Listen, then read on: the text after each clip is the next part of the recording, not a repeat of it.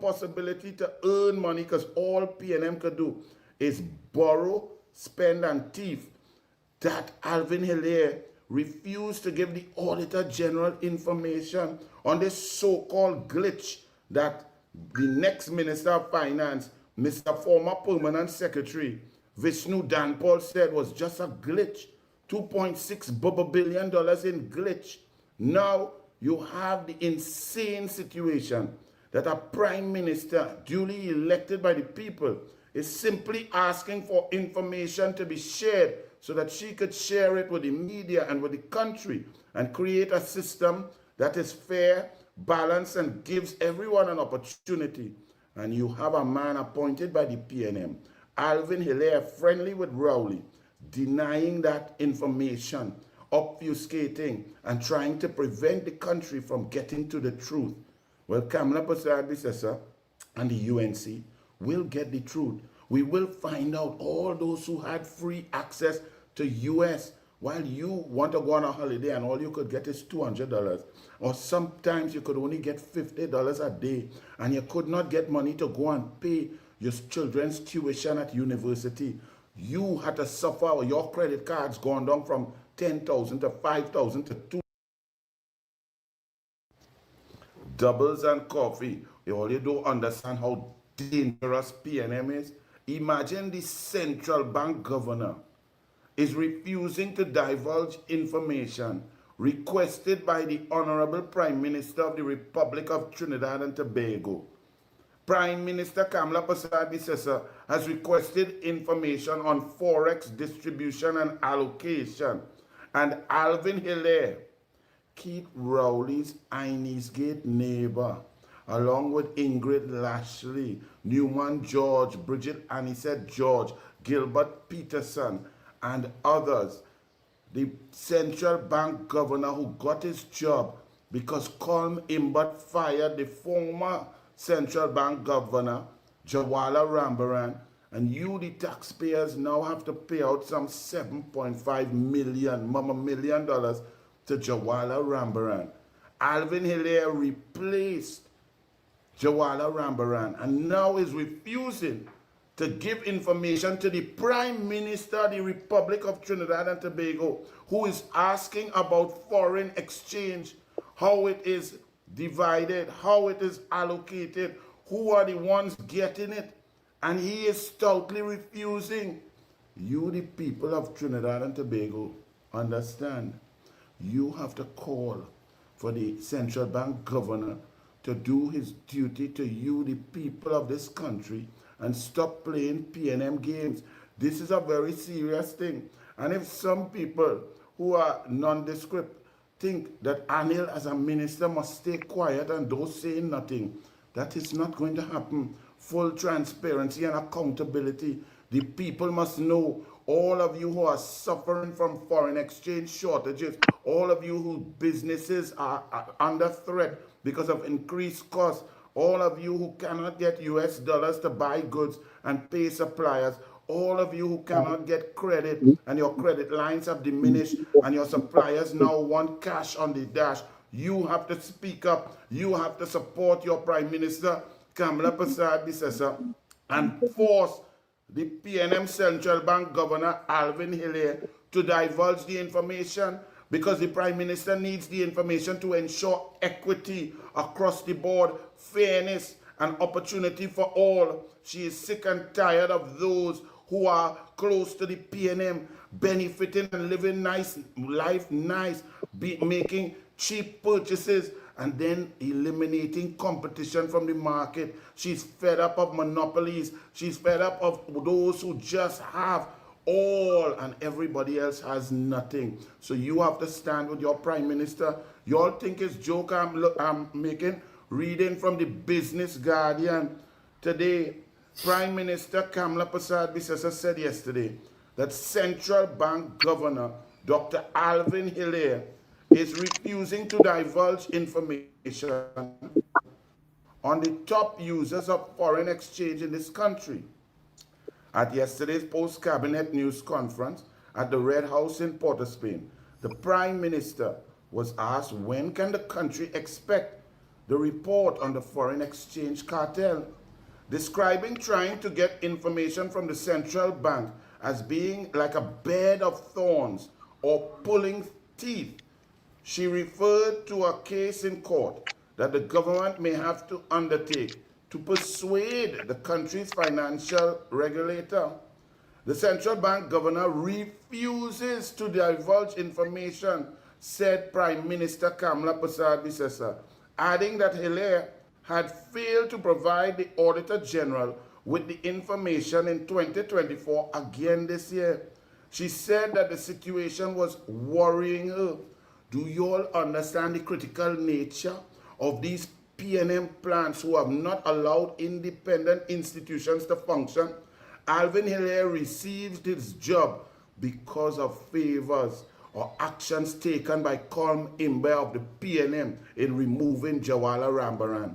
When the PNM decided to do the catastrophic, tragic thing and just change $100 bills in 3 weeks, and we saw old people lining up and fainting in bank lines for 2 or 3 weeks, and people could not get their money out, and it was mass chaos.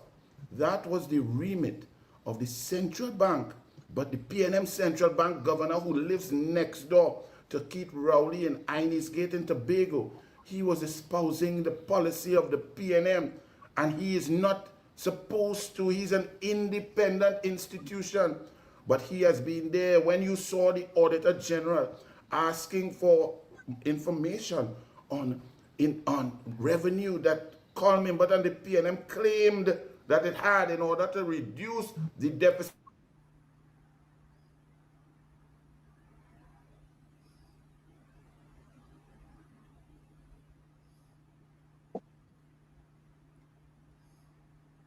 to give the Auditor General information on this so-called glitch that the next Minister of Finance, Mr. Former Permanent Secretary, Vishnu Danpal, said was just a glitch.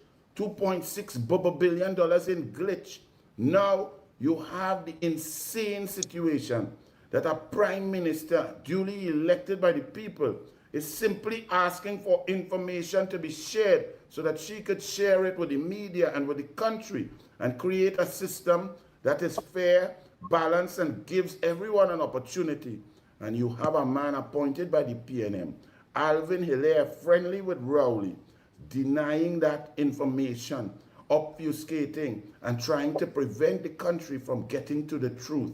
Well, Kamla Persad-Bissessar and the UNC will get the truth. We will find out all those who had free access to US while you want to go on a holiday and all you could get is $200. Or sometimes you could only get $50 a day and you could not get money to go and pay your children's tuition at university. You had to suffer, or your credit cards gone down from 10,000 to 5,000 to 2. Good evening, TNT family. Welcome back to Yellow's Dakota on UNC USA. We have here with us Mr. Vitsi Ram, Mr. Suman Singh, and Mr. Arjun Haripur. Welcome, gentlemen, back to UNC USA. And, I would like to get your input on, what's taking place with the governor of the central bank in particular. I can really understand this blatant bold-facedness of refusing to advise the prime minister of what's taking place with the central bank. I mean, this is the people's money. I mean, by what authority does the governor of central bank take this course of action? Maybe Mr. Siram, you want to give us a little input on your perspective here, please? Yeah, I think we need to answer to whom does the stock of foreign exchange belong? And if we answer that question, everything else will flow rather nicely. And we also have to ask the question, what is the role of the central bank in terms of managing the foreign exchange? What is their role? As far as I could see, it's very simple. The foreign exchange belongs to the citizens of this country, managed by their agents, two agents. One is the government, and the second one is the central bank. So they are just the agents. Many will argue that the banks own the foreign exchange, and my position on that is very, very clear. They own the foreign exchange by the behest of the central bank. If the central bank want to pull their license, trading license tomorrow, they can. So if you are in possession of an asset which can be taken away at any time, then it is not yours. You're just borrowing it for a while. So my views are very, very simple. The stock of foreign exchange belongs to the citizens of this country, and the regulators, that is both the government and the central bank, they are charged to administer that in the best interest of the nation and in the best interest of the citizens of the country, not for any one sector of the economy. There has to be some measure of equity with regards to the distribution and management of the foreign exchange. Mr. Harry Paul, you want to jump in here for a second, since you are a little more experienced with this also in relation to the central bank and its functions and how it should operate and what you see happening. Yeah, good night, gentlemen. Yes, good This night. Right. Mr. Siram is absolutely correct in his analysis there. The central bank just happens to be the custodian, the administrator. They're not the owners of the foreign exchange. The citizens of Trinidad and Tobago are the rightful owners of the foreign exchange. There's no question of that. By a simple change of the law, the government of Trinidad and Tobago can make any other institution custodian. All it takes is a change in the law. And the only person who can do that, of course, is the government. So the central bank must understand that they are just performing a role which has been assigned to them by the lawmakers. That's the first thing. The next thing is, the more salient question to be asked is this: how does that role of managing and allocating in a foreign exchange market, how does that role impact its monetary policy objective? Because at the end of the day, that's the role of the central bank. The Ministry of Finance is on the fiscal side, the central bank is on the other side, the monetary policy. And to the extent that foreign exchange availability and managing the foreign exchange in the economy impacts monetary policy, that's where their role starts and ends. All right.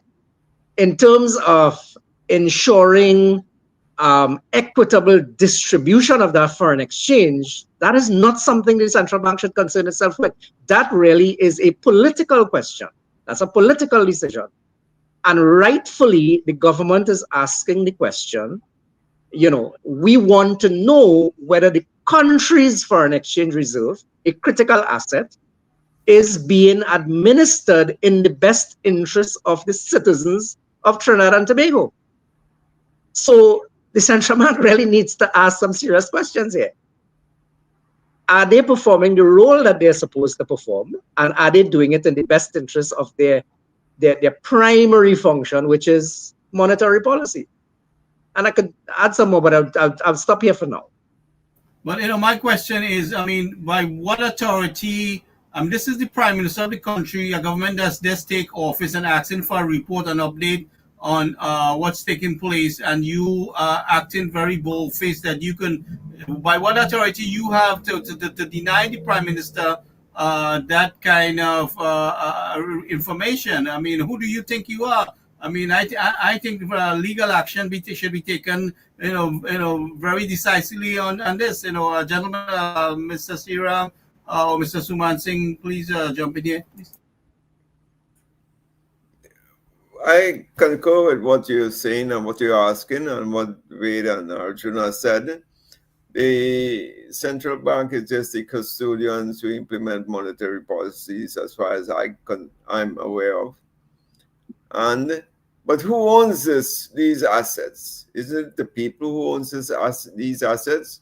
So the government, in this case the Prime Minister, has every right to ask, because she is in charge of the government now, where or who were the main, beneficiaries of most of the foreign exchange, and what was it used for, and so on. In addition, I would like to add something that, the Auditor General was denied access to these, information from the central bank.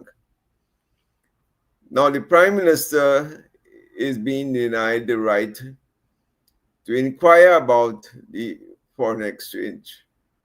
So somebody has more authority than any of these two persons. And I don't know if the law, the legal requirements, he's hiding under some legal jurisdiction, or is he have something to personally hide? And I feel it's the latter. This is ludicrous, and they're showing clear signs of a cartel in charge of the country here, and they think that they are that powerful that they can make such a bold-faced decision and deny the Prime Minister the right to access those information when she's asking for a report. And I mean, I think that we should be very forceful in taking action against this central bank governor and any of those who think they can stand up against the government. The Prime Minister and this government was given a mandate, and they was given a mandate by a majority, and the people is calling for the action.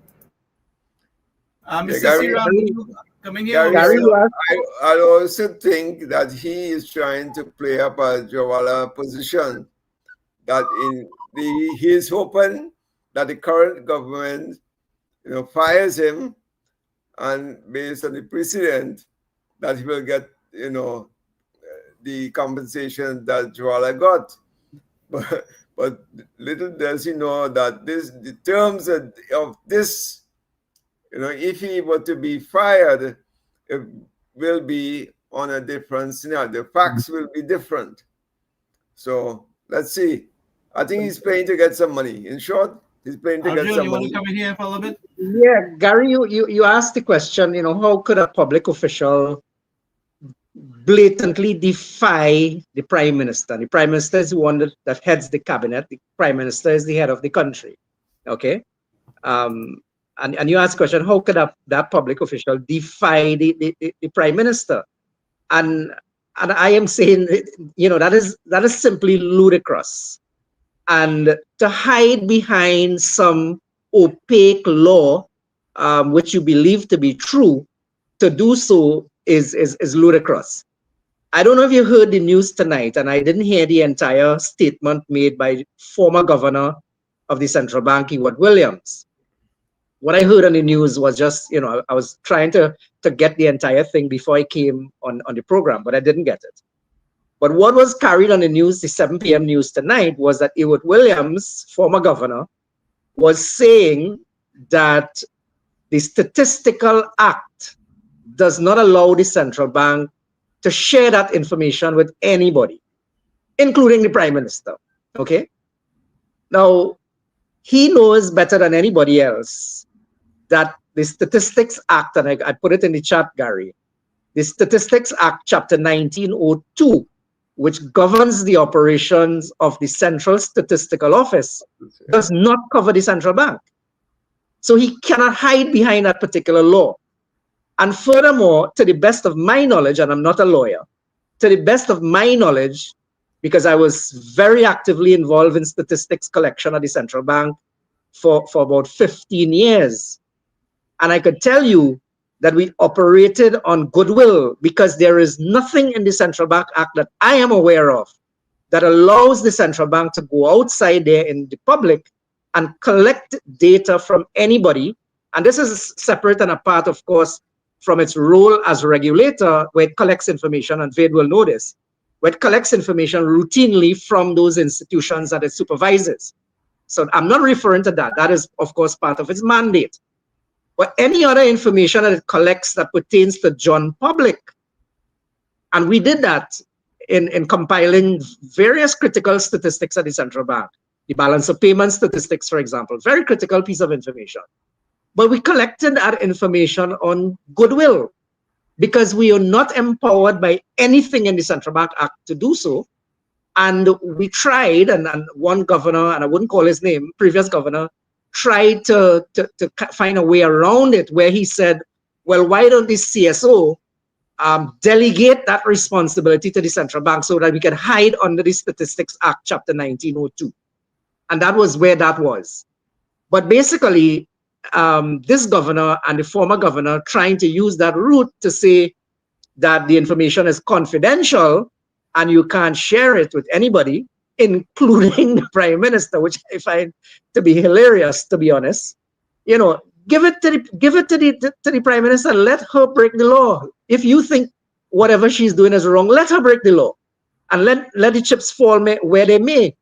But you can't hide behind that particular piece of legislation because it does not hold any water. So the Ministry of Finance is not entitled to that in the government, to that information from the central bank, according to what they're trying to say here, because the Prime Minister is requesting that basically on the behalf of the Ministry of Finance.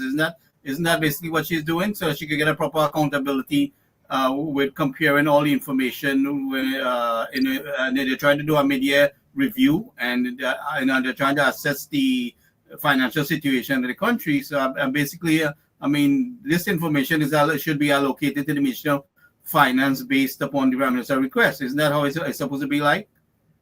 Well, I'm pretty sure the protocol was that the Minister of Finance, Dave Tanku, would have made the request. But that's neither here nor there. Because at the end of the day, the Prime Minister is head of the cabinet. So whether she asked directly... But the government is within its right to ask for that kind of information, as far as I'm concerned. Well, as far as I'm concerned, the government of Trinidad and Tobago can ask anybody for anything. And when it pertains to something that directly impacts the lives of the citizens on a daily basis and the quality of life of citizens of Trinidad and Tobago and their management of the economy and so on, I can't see how you could say no and try to hide behind something that doesn't hold water. I just cannot understand how we could do this. Now, there's something I want to throw into the mix, Gary. We would recall December 24, 2015, Jawala Rambaran was fired by the then government, which just came into office in August of that year. And he was fired because he dared to share with the national public the names of institutions, companies across Trinidad and Tobago who were the main recipients of foreign exchange. You recall that, right? Yes. He was fired on that basis. He went to court, and this, I believe, went as far as the Privy Council, and he was exonerated. In other words, the court had no problem with a central bank governor sharing individual data on individual companies in terms of the foreign exchange allocations to those companies. The courts ruled that that was absolutely okay to do. How could now the current governor say you can't do that after precedent has been set? Yeah, if I may add a few things here.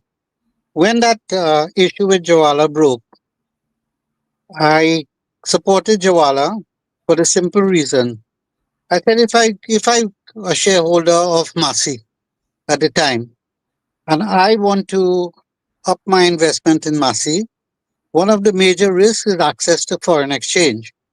So if I, as a shareholder, went to that AGM and asked the managing director or president or CEO, what are your needs for the coming year for foreign exchange, or what was your demand for foreign exchange over the last 12 months, and how did you meet those foreign exchange? He can't say that is secret. He can't say that is secret. I need to do a risk assessment of that company. If that company said, look, they needed so much to generate profits of X amount, and they only got so much, then right away I'll say, okay, what do you expect for the coming year? So I could do a risk assessment. So what foolishness is this that they can hide that from a shareholder, that particular company? Also, another way you can get all of this information is very simple through the CSO. They know what items are being imported we know which companies are selling those items. So in a group, we can find that out. But let me go a third avenue for it. Government owns most of the shares FCB. So they can just instruct FCB to show me where you're selling all this thing, because it's very important as a shareholder to know that, because if they are discriminatory in their selling, they're putting their franchise at risk. Similarly, government has I think a major shareholder in Republic Bank, so they can through its ask holdings Republic in Bank. Clico. Sorry. Through its holdings of Clico at the moment. Right, so they can get those answers through the two major banks in Trinidad. So what is the big secret? I don't understand. As Suman said, that they're holding it secret because they have something to hide. They have something to hide. And from my experience, if you go to the bank to ask for a little foreign exchange, if you're traveling and so on, they'll say, boy, things real hard. I could give you a 300 now. And if you are a big customer and you go and ask for the bank, they will ask you how much you need. You will tell me that is not discrimination. Then again, last week, remember what I mentioned? They may have, or they may be harboring thoughts of a depreciation coming in. So by them holding this a large amount of foreign exchange in the banks, they see this as a quick windfall should a devaluation happen. That is true, Saman, but all the banks are not doing that. Correct. Scotiabank has no access. Only FCB. Only FCB and the other banks to some extent. Republic a little bit, yeah. So this raises an issue. What is central bank doing? Well, that's the question to be asked. Is it that the central bank is now colluding with the commercial banks in that regard? To hoard currency, to hoard foreign exchange. And that is frightening if that is happening. That is frightening.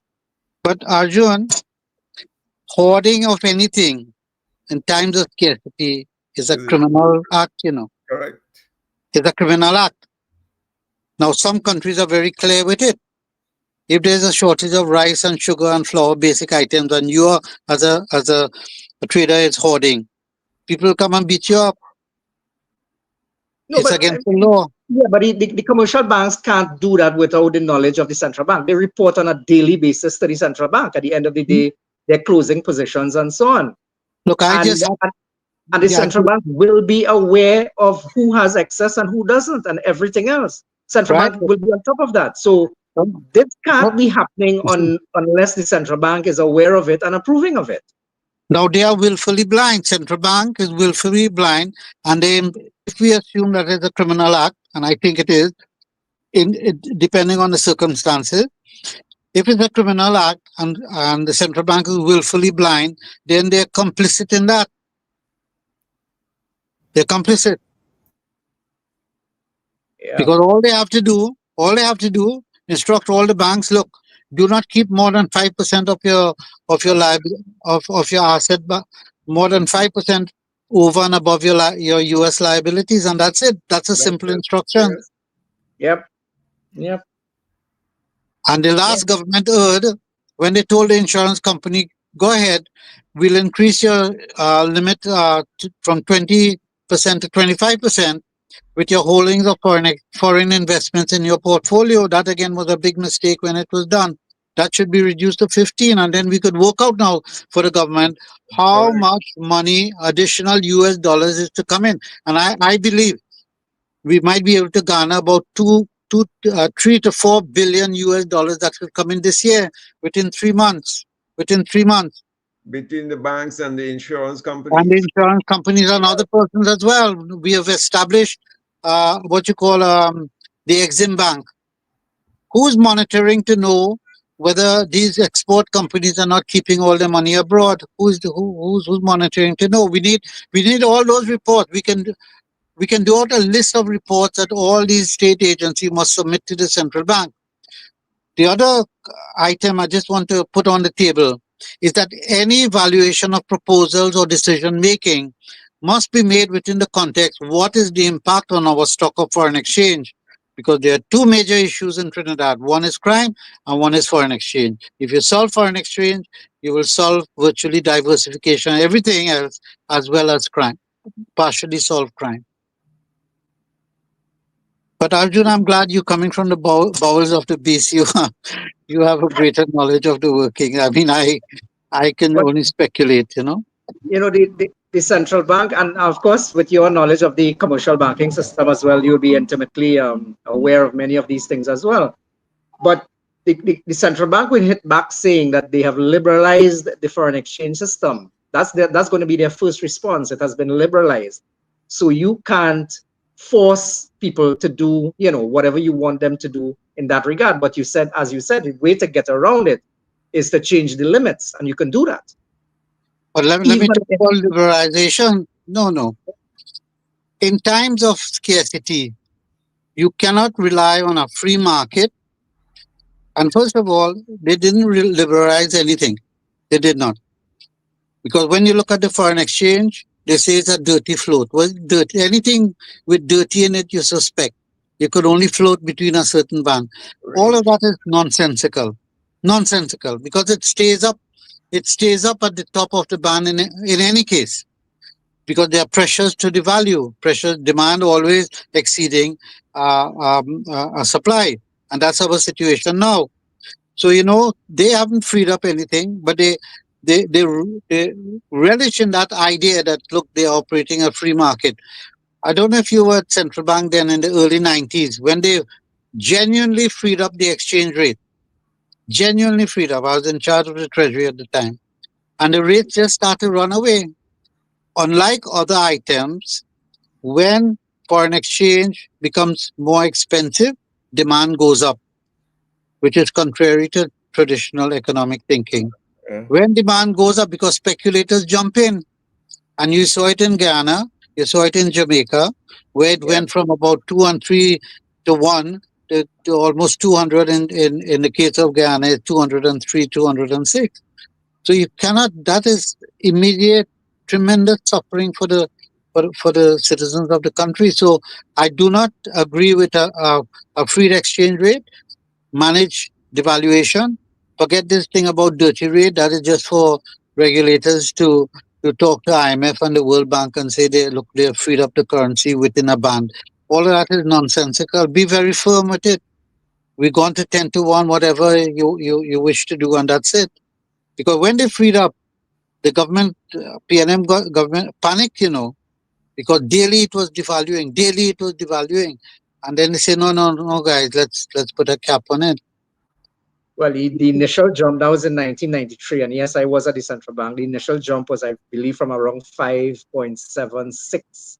They're about 6.3. So there was a massive devaluation immediately. Yeah. And it was going further. And then they capped it.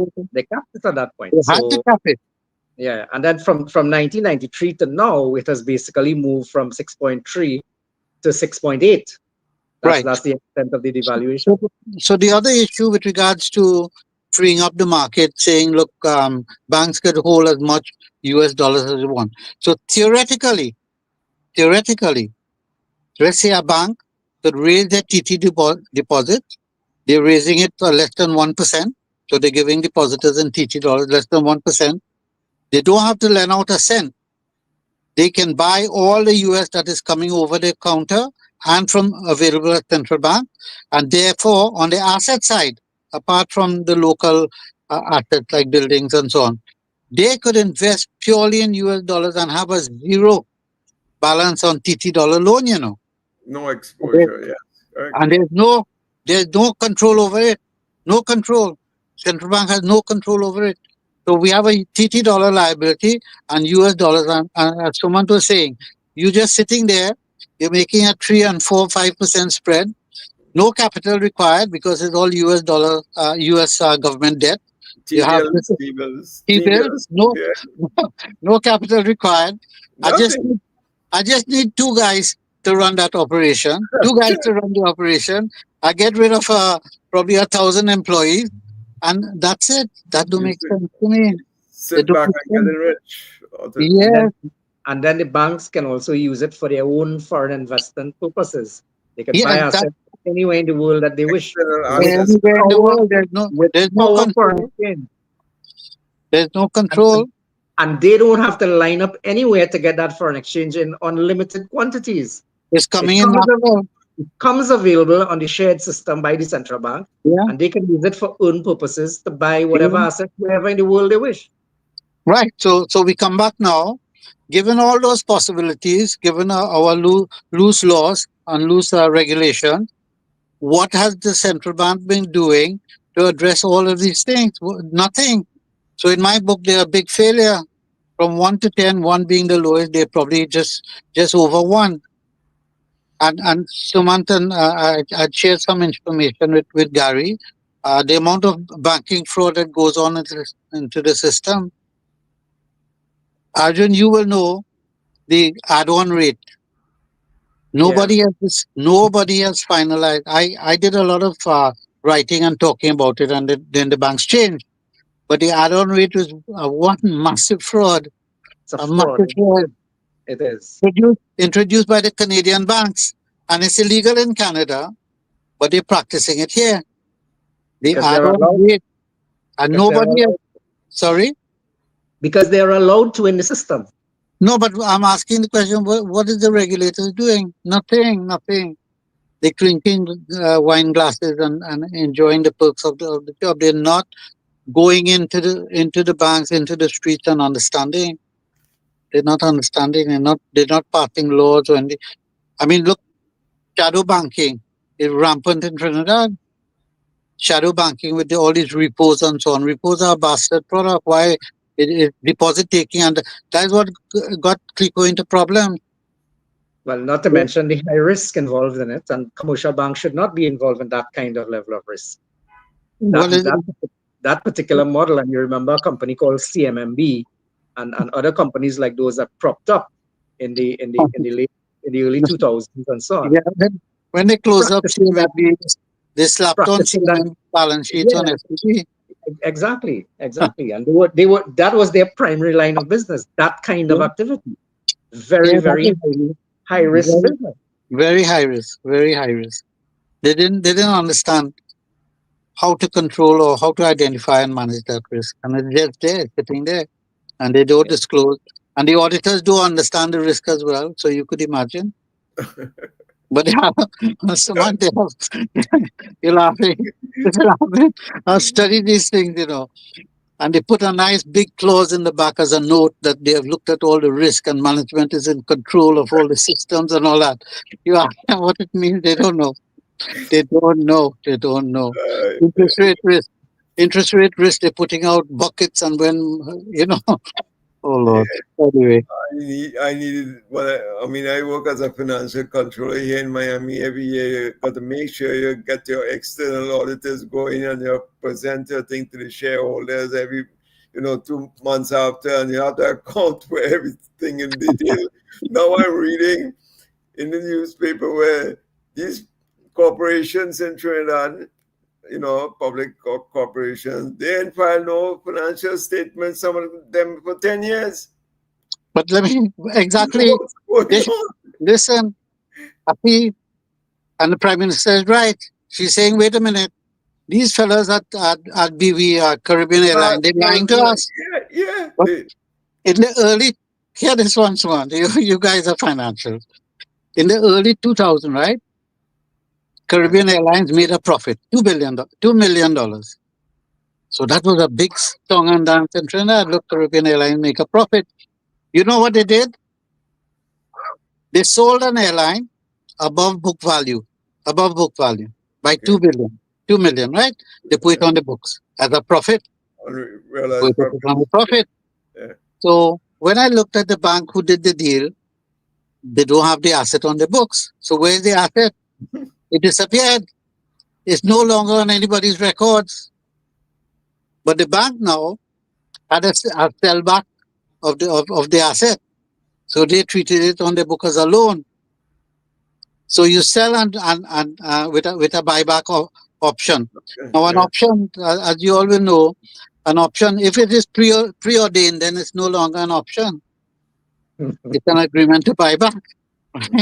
So, all this foolishness going on in Trinidad, and I had exposed that early 2002 or something like that.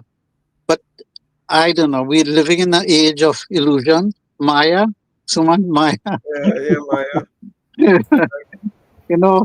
When you have illusions of Who's the illusions, you most will cut forget. out, huh? But ironically, many of those same board members who are blatantly breaking the law are Yeah, fighting to hold on to their positions. they're getting free money. Nobody's bothering with them. You get board minutes late, and whatever you do, whatever you don't contribute to it. You don't contribute to the running of government. Now, one of the decisions by the board is to see if everything does not look good for the foreseeable future. You recommend to government to wind it down and shut it down. And I've been calling for that for years for BV, because they've been sucking this country on taxpayers for years, sucking it dry. And then government now borrowed on government books. They borrowed money to buy the airline aircraft, and it's on government books. You have to consolidate all of that and see whether the business makes sense. But a couple of years ago, I saw they had an operating profit, $120 million. Yeah, but Suman, $80. That's Caribbean Airlines, eh? but I look at accounting books to see what exactly is operating profit. Is anything you want, What you can add on to it. What To what show. operating profits? What So I did write about it. I said, look, I'm not interested in operating profit. Where's your audited accounts? And Correct. when are you going to start paying dividends to the tax holders, to the No, but when taxpayers? you clean up the balance sheet by creating Caribbean Airlines and leaving all the dirty stuff on the old company, and then you create this new company, you start afresh, you can declare profit. No worries at all. And that's exactly what I think they did. That's Is what I, they do. I yeah, should never tell you. I've been following this account since, oh my God, since 80s, right? And then when the guy from the airline, what's it, the American airline, right? When they took over the operations, remember that? They sold out all the stock that they could and make back their money, and they left it dry again. Yeah. But we have had, that's American Airlines, right? I forgot the name of the guy. But he came down here and he managed the business, and everybody was saying things are going good. But what they didn't do when they closed down BV and they formed Caribbean Airlines, etc., they had a lot of debt to pay for the staff, which they never regularized, and they Yeah. just bullied their way through, and all those liabilities were wiped out. And the pilot association and so on, we were trying to help them. Um, the legal aspect, I had a lawyer working with me, but it just gets lost in government mire, quagmire. It just gets lost and they throw it away. And these fellows like Jerry Hospitalis and these guys, old battle axe, they don't know what they're doing. They don't know what they're doing, and all they did, their objective was not to pay those liabilities, not to pay the liabilities. But it comes back again. What do we do with Caribbean Airlines? And I think the Prime Minister, I think in her mood, she will say, if you guys are losing money, but she needs to be told the truth. She needs to be told the truth. Where's your audited financial statement? Let we us lost. see Yeah. what's on the books of government, where government is servicing debt. Consolidate everything and say, guys, where you all want to go now? You all want to go to Ghana? Yeah. When, I don't know if you all recall, whether you all recall, when there was a change in government, the PNM government has already negotiated with Air Jamaica, right? To buy out and consolidate, exchange of shares and whatever. Mhm. When UNC came into power, they had a chance to cancel that deal. But I made a joke and I said, it's probably a mathematician who put this deal together, because 2 minus make a positive. Mm. But that, that was a big mistake. We carried the liabilities of Air Jamaica. Yeah. You think you could control Jamaicans? I have nothing against them. They're good guys, but you could control Jamaica. So they bled us. They bled us. And we end up with a very short end of the stick. But all these things are where government needs, and we discussed it the last time, Sumant, Gary, we discussed it the last time, where they need just core advisors. Those advisors could be anywhere in the world. They could be in Iceland, Greenland, wherever, Siberia. I did it, by the way, Wade. I did it, and it's the very next day, Yes. and I submitted it. Oh, wonderful, wonderful, Yeah. wonderful. I sent a copy to Gary, and I told him to forward you a copy as well. Fantastic, fantastic. It took me That one is- day to do it, and five Yeah. core areas, and I Okay. identified and the rationale why we should do it, and so on. So Wonderful. I sent it to her directly, the PM. They need it. They need it. You know where I learned that strategy? When I worked at Scotiabank. Because if you have all your decision making locally, it's Mhm. easy for people to lobby and make all kinds of pressures on you as a decision maker. But when you send up now your proposals way out of sight, you have a much more objective decisions that Correct. you know. So I Yeah. think with that structure in mind, I think that will sort of protect the prime minister and decision makers from local lobbies. Local lobbies are very, very strong, you know. Yes, I know. I'm Local aware of lobbies that. are very strong. Very strong. Yeah, and it starts with who has the ear of the prime minister, and that is where it stems from, because these guys has a lot of clout, and A lot of cloud. we have to face the fact they have their own agenda. They have their Yeah. own thinking how they should solve this, their own set of advisors and so on. But the PM needs to be sheltered and away from an independent, objective view. That's Who correct. are not resident in Trinidad. That's correct. That's And so correct. I did it very next day. Oh, And wonderful. Wonderful. Here's the picture where the prime minister is calling out. She said colors in the red, and she said also that they lied about the accounting on the profits there. yeah, Right? But Well, they lied to the country. They lied to everybody.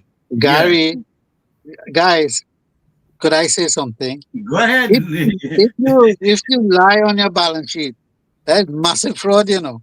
yeah, but who are the external auditors?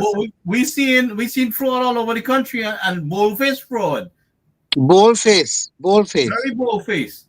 That is why some of them can't do it for 10 years, because they know what went on.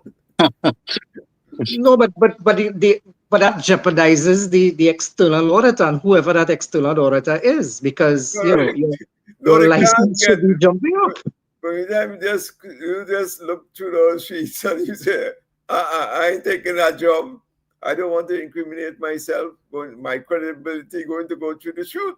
Now the auditors have a way, they put in caveats, they say this is account prepared by managers and so on. I'm not responsible for it. I only doing A, B, and C, and Disclaimer at the end. disclaimer, and they have all kinds of tests they will do. But Yeah. by and large, anybody with eyes would see. They would see. So you can't protect yourself even with those disclaimers if you didn't perform basic analysis and basic investigation. You're duty bound to do that, and we saw that with Anderson and these guys with Enron. Yes. Yeah. So in the end, if you have good lawyers. So Gary, I mean, I always wonder. Look, Barbados, they don't have an official airline. And probably the traffic going into Barbados is about 10 times of what comes into Trinidad. We don't need it. I think we could sell it to Guyana. They're probably looking for things to, to boost their egos and so on. They have an airline. So, what do you suggest? In Sell Caribbean Airlines? Give it away. Give it away. Well, the only rationale for an airline has always been an emotional one. Has always been. Yeah, but the emotion, we went through that already. When they sold the share, they were selling it on that basis, you know. So then your share certificate just became a collector's item. Yeah, so we are basically the majority shareholder in Caribbean Airlines, right? I don't know. Maybe you guys can give us later on what other islands have what percent share in the Caribbean Airlines franchise. I don't think they have any, because that you're talking about Liat. Liat has. No, I'm not even yet. I'm talking about far as Caribbean Airlines is concerned. Do we own the whole solely the share for Caribbean Airlines? We own it whole, entirely. No, Gary, my recollection is Jamaica has a piece of it. Yeah, that's what I was trying to figure out what piece. But I mean, it shouldn't be that much, right? It's a small piece, yeah. Small piece, yeah. So we have the majority say so on how this whole airline operates, basically. Yeah, we're in control. Basically, Jamaica dumped their non-performing routes to Trinidad, and we bought into that wholesale. Well, we've been trying for years. Now we're going to, I think at one point we went to Costa Rica. That's a big market that we're going to open up. Well, one of the things I'm negotiating for is for Caribbean Airlines to come to New Jersey, because you see what happened here is that we have a lot of people both in New Jersey and Pennsylvania that has to travel all the way to JFK to get out into Trinidad, and we need for years I've been trying to get this. I'm hoping to this round, since we are in government again, that I can probably accomplish that with Caribbean Airlines does at least one 1 day a week out of Newark, New Jersey in a direct flight. I'm seeking to get that flight into Trinidad. I mean, United do that test drive because they used to do it before COVID, and they did it for the holidays there, but for Christmas. But it's not something that that we have frequently here at this point, and it's great inconvenience for our people to have to go to JFK, especially with all the traffic congestion, and then now they have this congestion pricing where they add in to the toll. So it's a real hectic travel, and it's something I'm negotiating for, is to get Caribbean Airlines to fly out of Newark, New Jersey. Mm-hmm. But Gary, so that's a rule, because we are coming people. Doesn't Continental fly through Newark to Trinidad? I signed the contract before the merger. I went to Houston and signed a contract with Continental, and when I flew back before the United merger. That's what you're saying? No, the flight was from Houston to New York and then to Trinidad. Now they're doing the same thing, but instead of Trinidad, they're going to Guyana. So the route was before COVID, right? And everything shut down. So what I'm saying to you, it's a great inconvenience for a lot of people. We're not just a few people Trinidadians here in New Jersey. We have quite a bit between us and Pennsylvania. So flying out to Newark would save all people in Pennsylvania. Remember, they come from Pennsylvania, which is, I mean, it could be how far inside of Pennsylvania. If it's just at the tip of Pennsylvania, maybe an hour and a half to 2 hours to get to where we are here in New Jersey. So, I mean, if you're flying into Pennsylvania, that's 5 or 6 hours or more. It depends on where you are. So it's a great inconvenience for people to have to go to JFK. And I can tell you that flight was almost full every day they flying into Trinidad. So I want to get it at least starting for the weekend, maybe on a Friday or Saturday night, one trip at least to kick it off, and then we can work from there. But that is something I already messaged Sean about it. So what we're looking forward to, our Minister of Foreign Affairs. So these are talks I want to open with our government here in seeking that interest. Yeah, Gary, I don't think full flight is the issue, because most flights coming in from international into Piaco, you see them full. The question is why Caribbean Airlines still losing money, and that is the issue. That's the question. Yes, correct. Well, I'm looking to create a route that is very, very sustainable. And it's in high demand. This is not a few people once a month. And this is going to be a heavy travel route. And it's just a matter of negotiating it. I even wrote the governor of New Jersey here trying to get something done with United. But at one time, I was trying to get travel span to do it because I'm friendly with the guy there, Mr. Noah Singh. So, I mean, I'm trying to get anybody. But first of all, I want to give Caribbean Airlines the first shot. No, I don't disagree with you, All I'm saying, we have to get Caribbean Airline profitable so that they can stand on their own. I'm willing to play a role in that, and I'm willing to do that. Excellent. I mean, We have to get the crooks off the books. That's good. No, it's open. We have to get the crooks off the books there, and that is what we have to deal with. And I mean, you guys know me. I'm not playing as long as the prime minister authorizes it. So I mean, I'm going to raise my voice. I'm going to get straight and direct into people's faces. I want it fixed, and I'm not backing down. This is what I'm looking for. I like to reiterate: we in charge now. It's our time now. So we're here to fix it, and we're going to fix it right, and that's what we intend to do. This is what the UNC government is about, and the country must be reminded that that is our objective. We are here to fix it. We're not here to play games. We're here to fix it, and we're here to fix it right. So, hopefully these are things that they can prepare a strategic plan very quickly, put it subjected to scrutiny by qualified persons, get approval by the government and the board, and say, okay, let's try it out. Now, one of the problems I noticed that we prepare strategic plan, but we don't do a variance analysis. No, not at all. Not at all. They don't do no variance analysis. This is where you guys come in. I'm seeking all the recommendations. So when we do this right, and don't hesitate. We call it out as it comes by to your mind, and you realize something. Let's point it out. Let's call it out, and let's address it.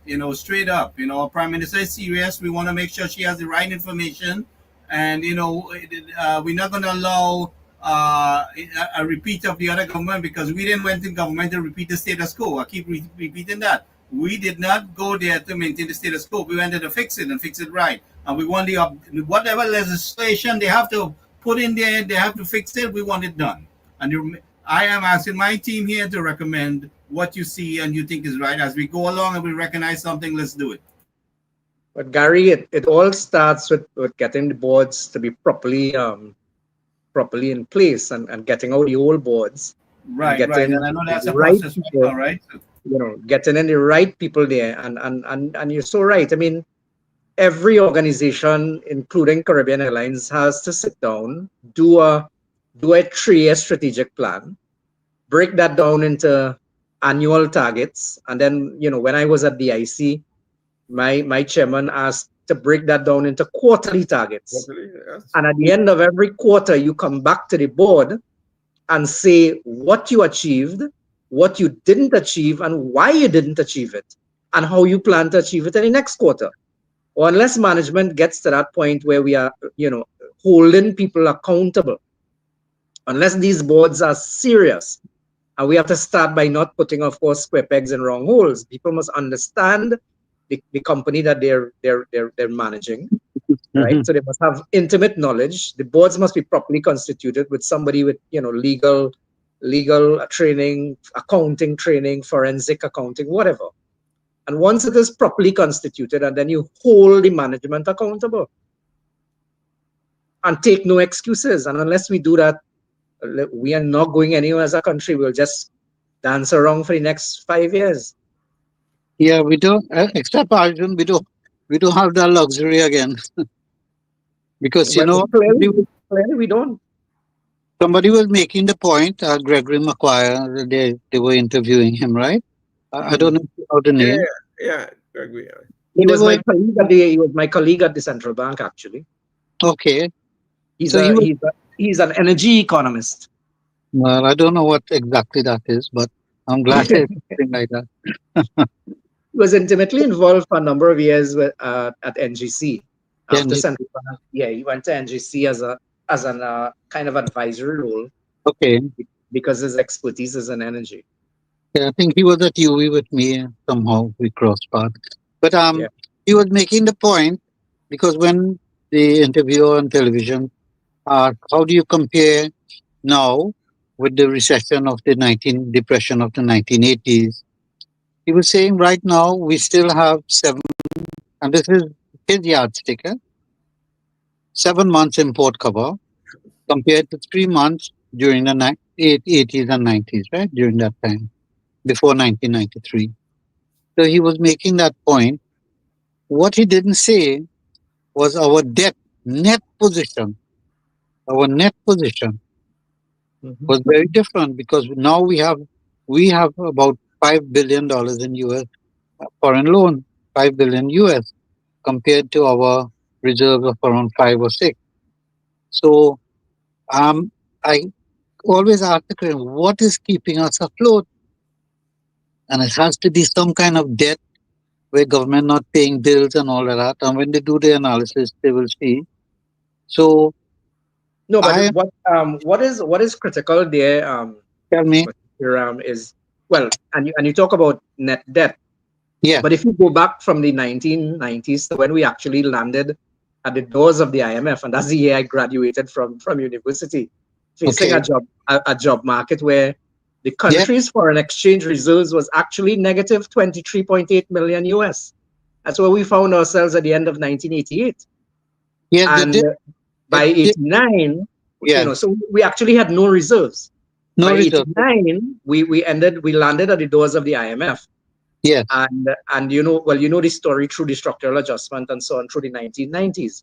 hmm, But the critical point to note now where we are with the net debt is, yes, we have a huge and burgeoning foreign debt, hmm, almost equivalent to the amount of reserves that we have. But Correct. the grace period for us, or the positive coming out of this for us, is that the debt is not due today.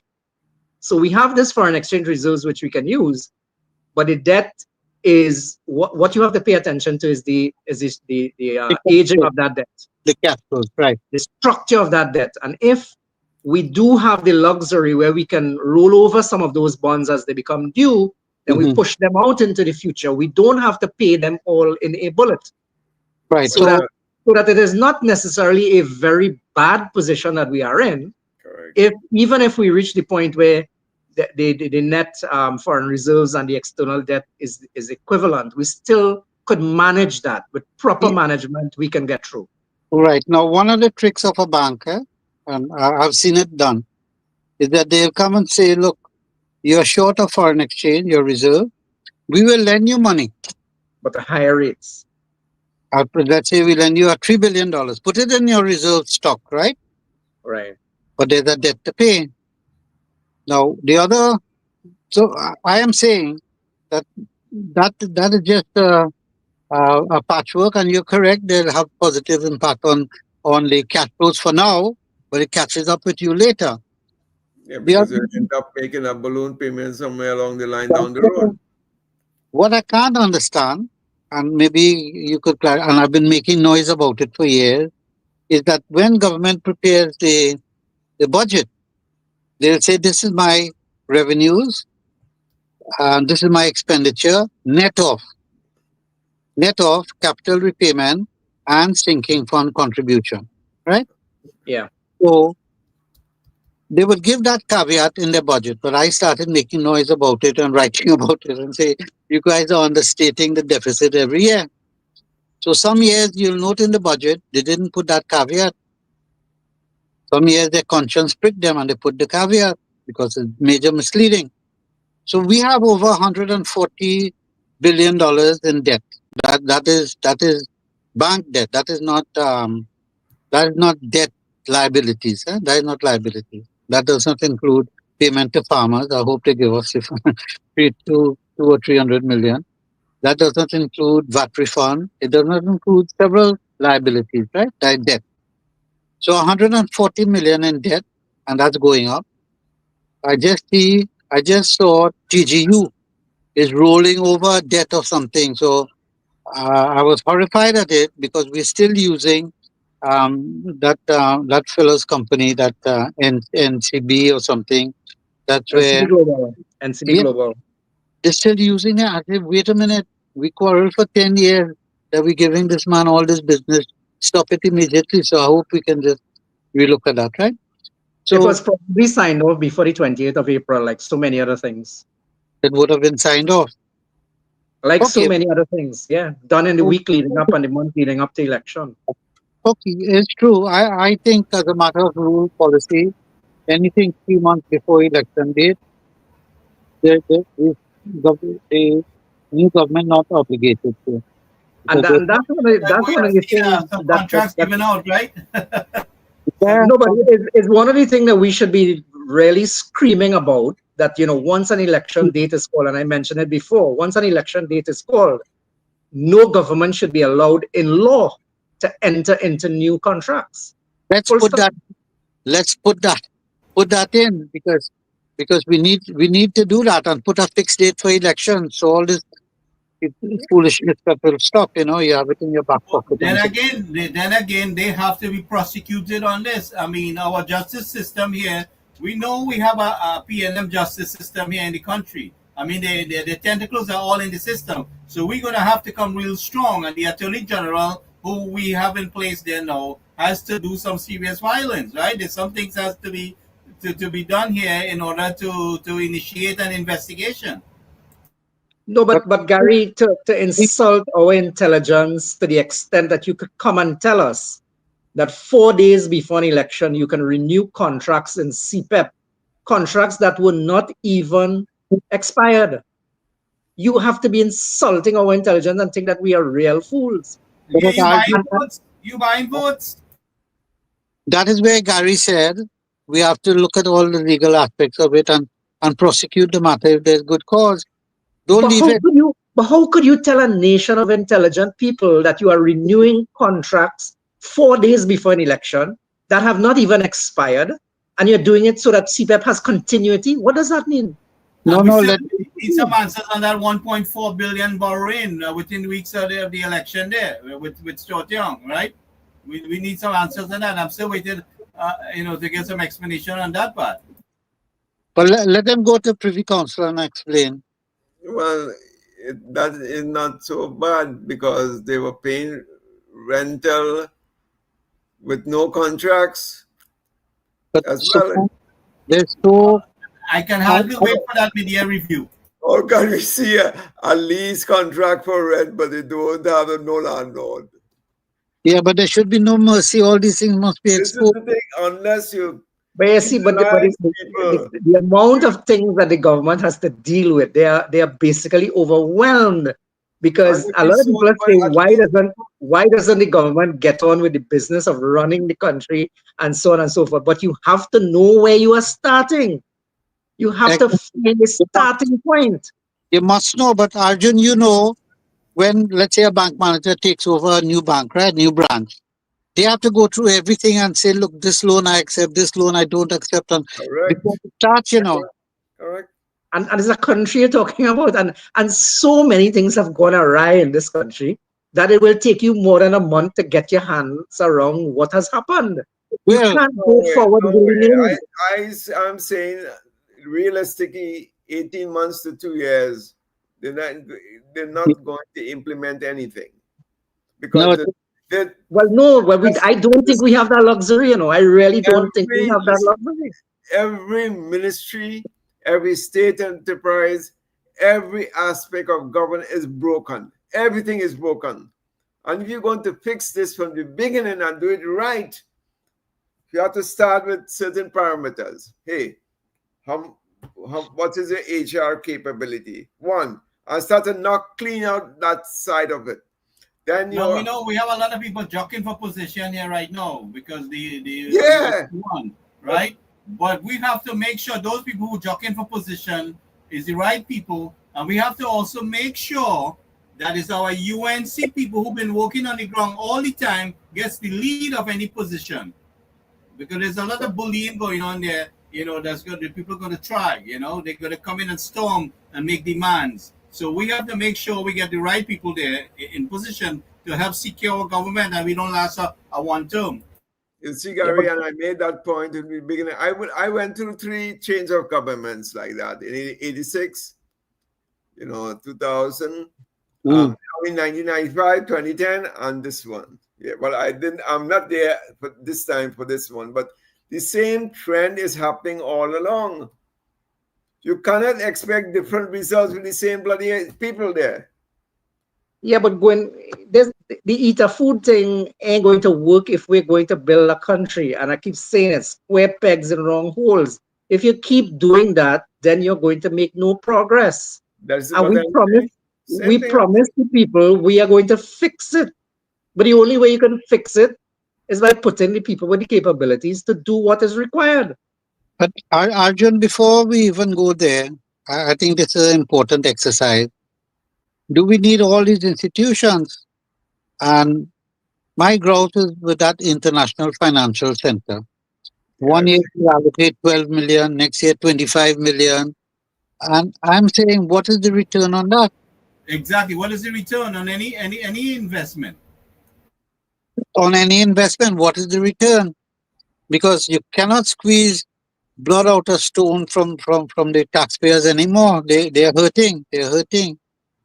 So I don't But know we don't have where that. You guys know we don't have that luxury in this stage in the game, and we have we to do. turn story to goal at this point. No, but if you have an independent central bank and a regulator that's worth its salt, then do you really need any additional resources to do that kind of surveillance? Set up a proper department within the central bank to do that surveillance for you. And if your central bank is independent, then you really don't need that. It's duplicate. A lot of it is duplication. Plenty duplication. And didn't we learn in economics? That's how PNM distributes the money. Well, yeah, we know his jobs to the boys and that kind of thing. But at the end of the day, they're asking where is Kamala going to get the money?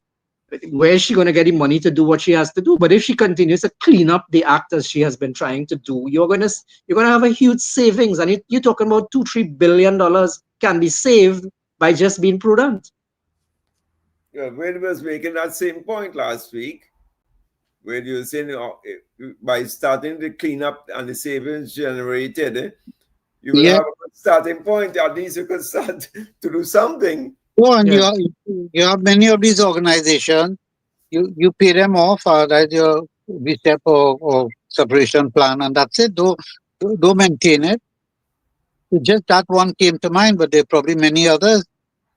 And then over the years, we have Ministry of Sport. Then we have a sports company. We have this, that, and that. We must probably have 100. Government probably have 100 subsidiaries. Yeah. 100. Yeah. That was started in Pandey's time when he found resistance within the core government, within the civil. Correct. And they try Yeah. to create a parallel system. A parallel Yep. system. But I think since then we have moved on in terms of ability to manage and acceptance. When I was at Citibank at the time, they're saying if Pandey come to power, they're leaving and all kinds of things. Then next minute you hear one of the executives was saying at a speech, "Our loving Prime Minister." I think that slipped out of his mouth. He catch himself very quickly. Because a PNM supporter, they all, but I think times have changed. I think Kamala is so well accepted by all sections of society. And PNM, this one of the reasons for PNM loss is that they were just fed up of PNM and they didn't vote. So, I think we're in a different era to make some strong decisions, but based on facts, based on facts. And I think if we don't do it now, we'll miss such a big chance. We'll miss it. This is our last chance to get Trinidad right. Yep. For That would sure. make No, we have to stand up with our prime minister to make sure that we raise our voice when anyone trying to bully her into doing something that is unethical or to maintain the status quo like what they have here, because we didn't come into government to maintain the status quo. We came here to fix it and to upgrade things. And this is the direction we're heading in. And we cannot remain silent while the Costa Nostra countries continues to raise their voices and want to be at the top and raise their voices at the top of everybody. So I mean, we do have to stand Well, up. But gentlemen, put But some Barry, kind of the main tactic of the PNM is to bully, and that's what they're going to do in opposition now. They're gonna raise the anthem, they're gonna raise the antics to a different level, and they will continue to try to bully. And the thing is, you would have noticed on this particular issue with the Venezuelans, the Port of Spain based press is seeking them out to get opinions. So they're going to be aided and abetted by the traditional press. So we have to stand up and stand firm and say, listen, we are fire not right back. accepting your bullying. But you hear any commentary from everybody else except the opposition leader. sure. You didn't realize that? You see Rowley saying Stuart, Amy Brown, but you didn't hear the opposition leader. What's Well, going she was not part of the Congo line in Caracas, right? on? Correct. Well, we have someone that did to do still also know. We have to find out what else she brought over when she came over during the COVID lockdown. What did she bring here in Trinidad and leave it here? Well, And if it was taken back to her at some point or secured somewhere else, you know what I mean? With this, they didn't come well, here and then. Gary, the other thing I want to know, the other piece of information I want to come out of that whole thing is the NDA, and Mr. Siram could advise whether having signed an NDA with the government of Venezuela, whether this government can actually make public that NDA. Is that possible in law? Well, I don't know if you notice in Ghana that they have disclosed a lot of the agreements they signed over the oil companies. Because I mean, we as the shareholders in this country, we must know what was signed off in confidence. We must know that. No, but We ought to know. the new government must find out. The But new whether in law they can make it public, I mean I wait to be advised on that. But I would be very interested to know. No, but what I'm saying, at least the new government in place now, they should have access to it. Otherwise, it doesn't exist, you know. No, they may have the documents, but whether they can come and hold a press conference and share the details of that agreement is what I'm asking. Whether they can do it. I don't want to say too much, but I don't know if you're getting things in the post box. I don't know who's delivering all these things all the time. No, but Well, we see no. Rottweiler trying to instigate the rest of the dogs to bark, you know, and we have to bark louder than them on this end, and we have to fire right back, you know. So the zero tolerance. This time we have to stand stronger than ever. You know, those on the UNC side, you know, we can't give them a 1 inch at all. Well, I think we have some very strong parliamentarians. I remember since Pandey's days, I mean, it was so painful that he had to stand up to all these bullies. I mean, you think PNM now has bullies? They had a tremendous amount of bullies in those days as well. And Pandey lived through all of that and survived. I think the stock of members of parliament and ministers, I think they're in good stead. They can defend themselves. So that's not an issue. It's a question of getting all the facts when you're presenting in parliament, and keep your head above waters in terms of principle and in terms of decorum and everything else. We need to raise above the bar. I think we have some very good people there. So I don't see that. We have the most brilliant lawyers. It's just a matter of them getting the task and having the testicular fortitude to do what they have to do and don't bow to the pressure, you know. So we have to mobilize strongly. Oh yeah. Well, the intelligence of lacking is the testicular fortitude that is needed here. Well, that's for sale. Sure, right. That is wholesale.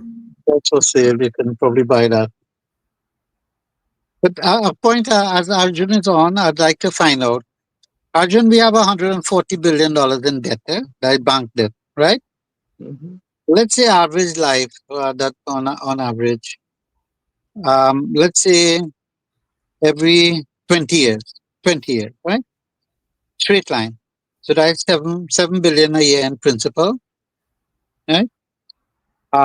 If you look at that, it's good to know. I think 20 years might be too long. So 15 years might be about 10 billion a year that we have to do. So the question now is working out the cash flows. And as Suman suggested, there could be some major bunching down the road. Because if they're putting now that we only have to pay back about $6 billion, then somewhere this thing is going to bunch and hit hard. Correct. Right. But you see, that is why the economists would never really be overly concerned with the stock of debt, but rather the debt to GDP ratio, which is critical. Now, if you keep growing the economy and getting the economy bigger and bigger, yeah, right, as you grow the economy, your capability to manage and service that debt becomes easier and easier. And when you have a growing economy, you have less stress and pressure from the external, your creditors. As your reserves go down and your economy starts going, tanking and so on, those people come down on you, they raise rates on you when you have to roll over and so on and so forth. But if you are in a growing economy, people are actually knocking your door to lend to you. So Agreed. But I was suggesting, I mean, I had so many discussions with economists and so on. Debt to GDP is a false ratio because one is, there are two ways to measure. I'm just mentioning it, and perhaps I'll um, invoke some thought on this, because what we need to look at is a cash flow item, is your debt service that is more important, interest service and debt service, right? Yeah. And debt to GDP means nothing. For example, money is in problems with regards to debt service, but their debt to GDP is 60%. Yeah.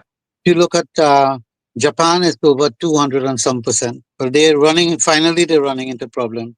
So the debt to GDP, it first of all, it doesn't compare like with like, and secondly, it's not a cash flow debt service ratio. Yeah. So I don't use it. I've had No, but a lot. and I agree with you. So it's not a standalone ratio, but it's a good starting point. And you're right, the debt service ratio is more important in terms of managing on a daily basis. So But again, I keep saying, if we are able to find new revenue sources, and if we are able to grow this economy, then our capability in terms of servicing our debt becomes more manageable. Yes, sir. agreed. And that is the real challenge. I mean, you said crime and foreign exchange, but foreign exchange will be taken care of if we are able to grow this economy. The problem is, have we found any new sources of revenue in the last 10 years? Where are those new sources of revenues going to come from? We spoke earlier about closing some of the gaps and the loopholes and so on, and that's fine. But we need to go beyond that, and we don't have the luxury of time. We need to find additional sources of revenue immediately, almost immediately, and that is where the critical question comes in. So once the Minister of Finance, in collaboration with his other colleagues in trade and investment and so on, can come together and go after those low-hanging fruits, and if we can get this economy back on a growth path in the next 18 to 24 months, I think we would have done very well. Well, I think that is where the intense discussion has to happen now. We can't be learning on the job. We've had 10 years to look at things. I think the 2015 and the 2020 and the 2025 has a lot of good ideas, but it's to get the authors of those sections to come now and say and design an implementation strategy.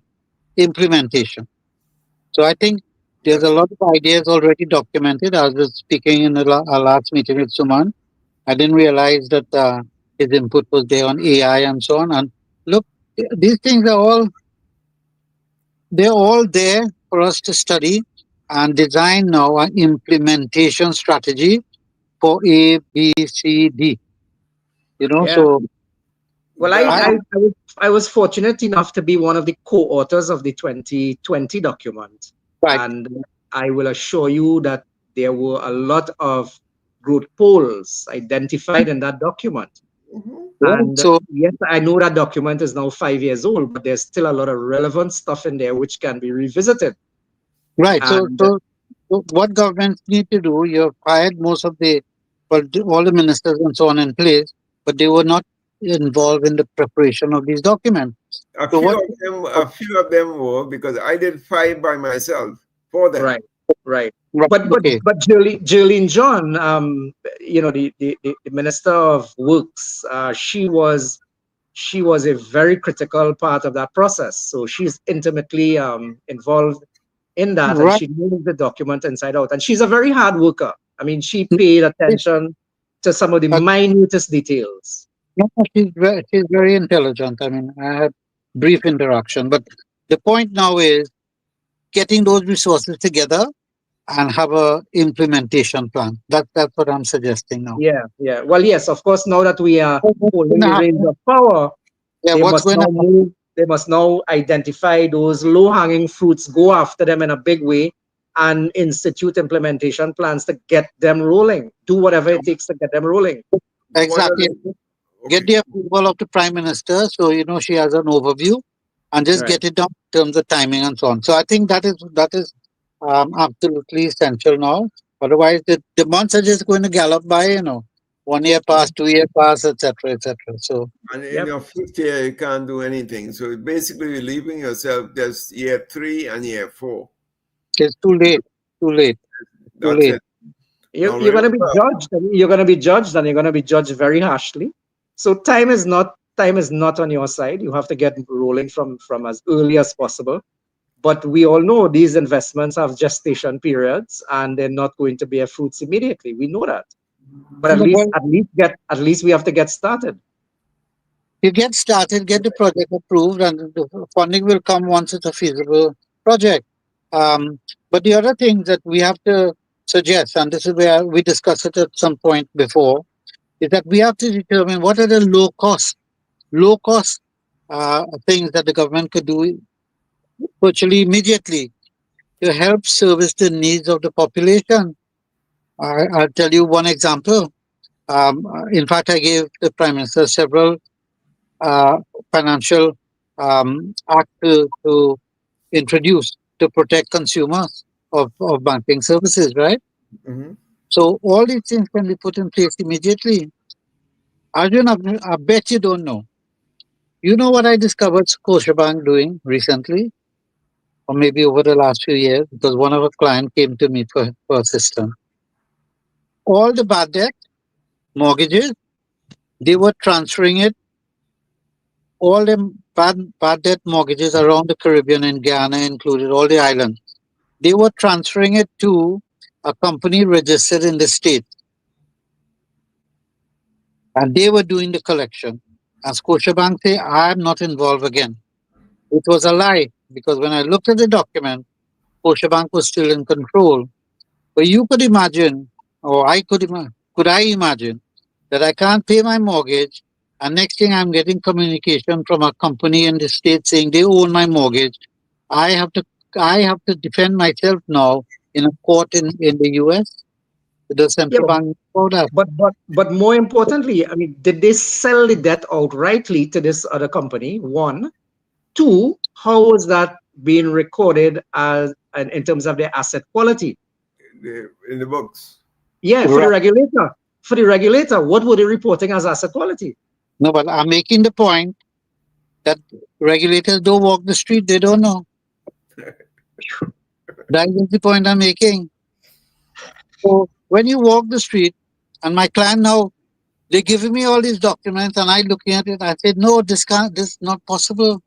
You cannot frustrate somebody's access to justice, because there's no limitations according to them to Yeah. transfer it to Siberia. Yeah. I've sold debt from America to Iceland and all over the place. So you can't negotiate now. It's taken out of your hands.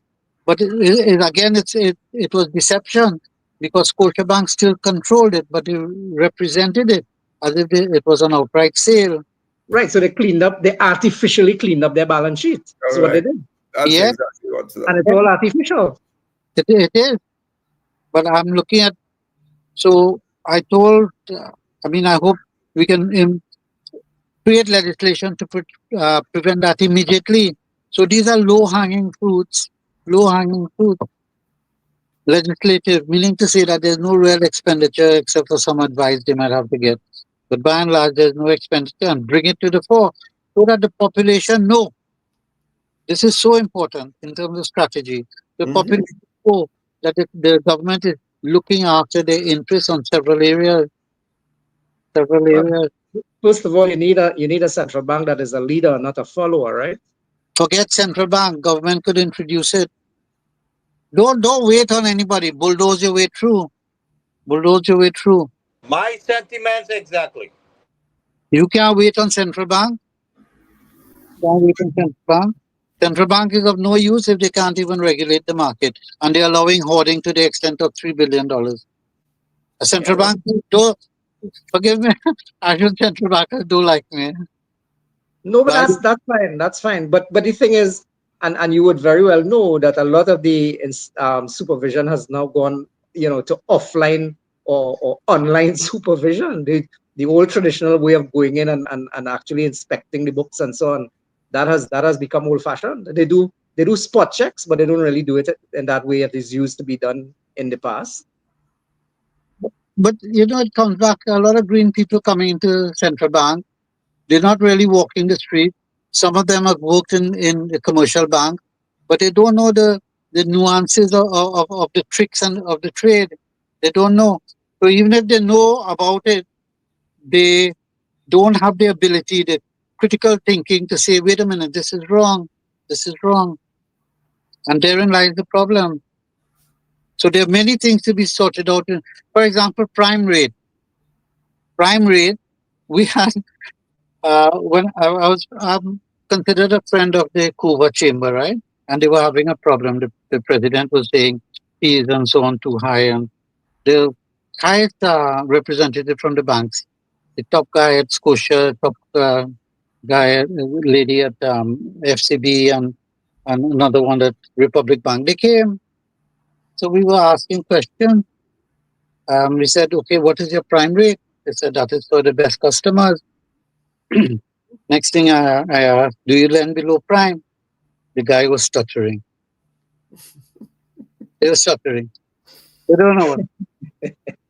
Do you lend below prime? Yes, they do. Of course they do. They do, but that is wrong. In But India, that's just an artificial number. Prime rate is just an artificial number. no, it's not. No, it's not. No, in the sense that they use it to say, based on how risky the investment is, you are prime No, plus. Is that kind of used in that sense? Hold on. Your prime rate in India, you're not allowed to lend. No commercial banks are allowed to lend below prime. Below prime. For your treasury for bond investments, that's okay. You're managing your business, right? But Right. you, borrower, you don't get below prime because prime is for your best customer. The composition of prime, and this is where a lot of bankers don't know. If you ask them what components of prime, what are the ingredients that constitute prime, they don't know. Is your cost of funds, right? Is your cost of funds plus your administration now, your direct cost plus your administration allocation plus your profit margin. You must have a profit margin there. So 3 or 4 things comprise of prime, and you say you cannot lend below prime. If I lend below prime, it means to say I have to make up by overcharging somebody else. Mm-hmm. So depending on the risk, prime is for your risk-free rate, like for governmental risk-free, and then you add on for your risk as you go along. Mm-hmm. But I'm just saying, these are simple things that they could introduce, like mortgages. Look how banks could transfer your mortgage. They could transfer your mortgage, and they're doing it, right? They call it under sale. But do you know the mortgage document itself does not allow for that? So I'm saying simple things that the government could do to improve the banking sector and protection to consumers. We don't have a truth in lending law, truth in lending. So they could lie through their nose. They could lie and bluff you everything, and that's it. But truth in lending, you must say the truth. We don't have a They're not even honest about the lending rates. I mean, what are you talking about? right. So that's why we need to legislate. And if central banks should initiate these changes, if they are not, we can do it at the government level and call in central bank. Why don't we have these laws? Look at this. We can show the legislation in other countries and why are we so far behind? We are probably behind the 1920s. 100 years backwards. 100 years. So the point I'm making is that there are many low-hanging fruits that we could introduce without costing. Yeah. When you have the project, you have when Jawala was governor, he tried to modernize the bank, and one aspect of it, which I was involved in, is the deposit insurance. And right. Trinidad and Tobago was one of the founding members of the Association of Deposit Insurers around the world, one of the first 20 countries in the world to join that organization. Yeah. But after 10 years of that organization moving forward, Central Bank of Trinidad and Tobago and the DIC had not gone anywhere. And all the others had made advancements, and in terms of our regulation here, the central bank continued to see the DIC as you sit in a little corner, stay quiet until there's a failure, and then we will call you. While all other insurers around the world had started to get themselves involved in some sort of monitoring, not necessarily regulation, but monitoring. So they became a first line of defense where they could share certain things with the central bank as an independent organization in terms of what they're seeing and so on. And those are the strides that he was making. And that's just one aspect of financial regulation that he was making strides in. But as soon as he was removed in 2015, the governor came in, Alvin came in, and Alvin reverted back to status quo. Well, I don't think we could afford to tolerate that now. We need action on all fronts. We need action on all cylinders. Because at the end of the day, we have to say our resources are shrinking. How do we stabilize and grow? And how do we protect ordinary consumers? We have to look at that very, very seriously because we're depending on ordinary citizens to come and vote, So we can't put them down. We have a contract with these people. We have a contract and we must have induced equity in the system. It doesn't matter if our resources shrink, but at least we have hope that we are getting a fair share. So I think there's lots of positive things to be done. So banking is an area I've been very passionate on writing. The former deputy, I'd written to him about 2-3 pages of things to be done. They didn't have the courtesy to respond. No courtesy to respond. What society we living in? I don't know if you recall though that the irony of all of this that present governor was appointed as a deputy governor of the central bank under a UNC government. Mm-hmm. I know you're shy to call names, but anyway, we'll try and get. No, I could call names. Alvin Hilaire was a deputy governor appointed by a UNC government. Look at that. You see, and the Minister of Finance then was Larry Hawaii. Larry is the one who appointed Alvin Hilaire as a deputy governor, and then he turned around and did what he did, basically. But he's governor today and accountable to the people, and the buck stops with him. So he better get the memo quickly. Government has changed. Yeah. Well, I just wrote a article. I hope Express prints it. I'll share with you guys, but I haul him over the coals.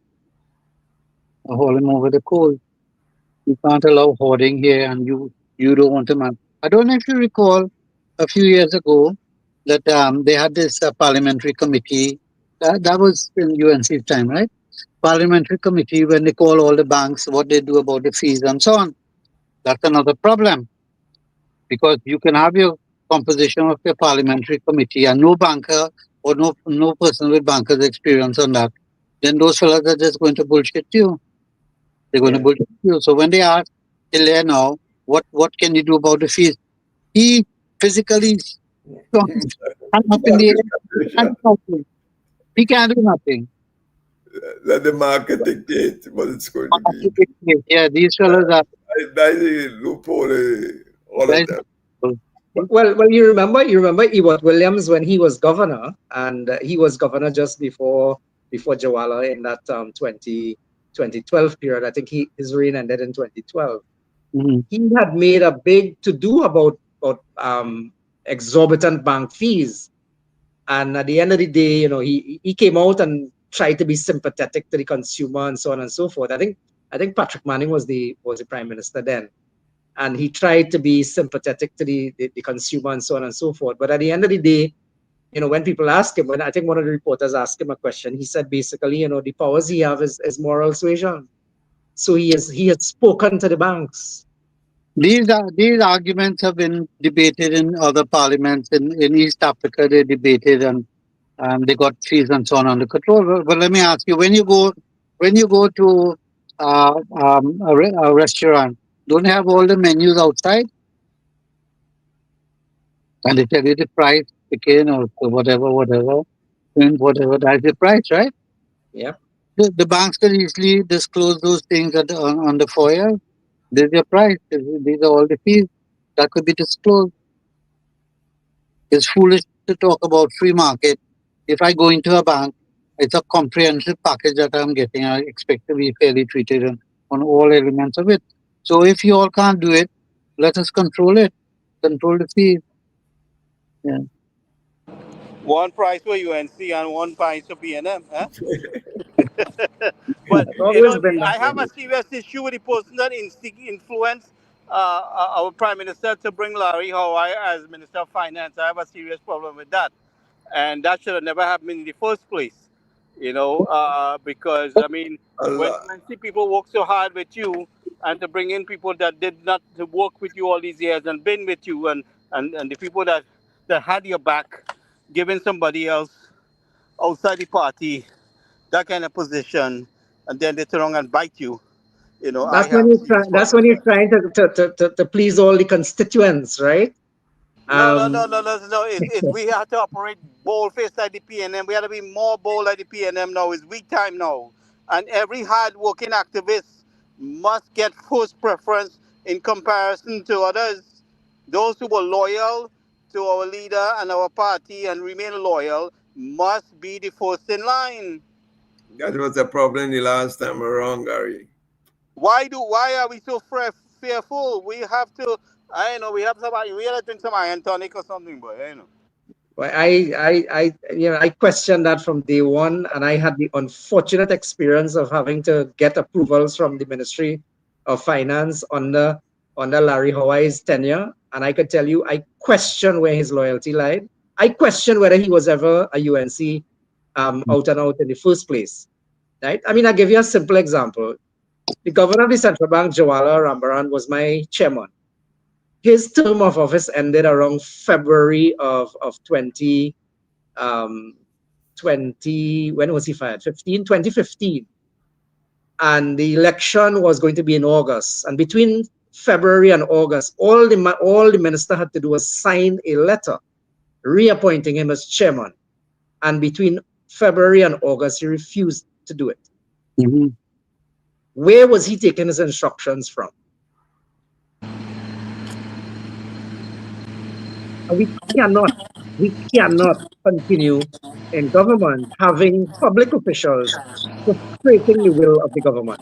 Mm-hmm. Those people must be identified and those people must be removed. We cannot.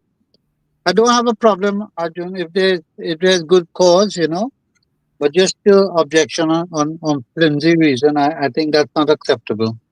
Fine. But our government must surround itself with people who have been dedicated and loyal, and we are not lacking. We have no shortage of highly intelligent people who are fully equipped. So they should get preference in comparison to anybody else. We time now.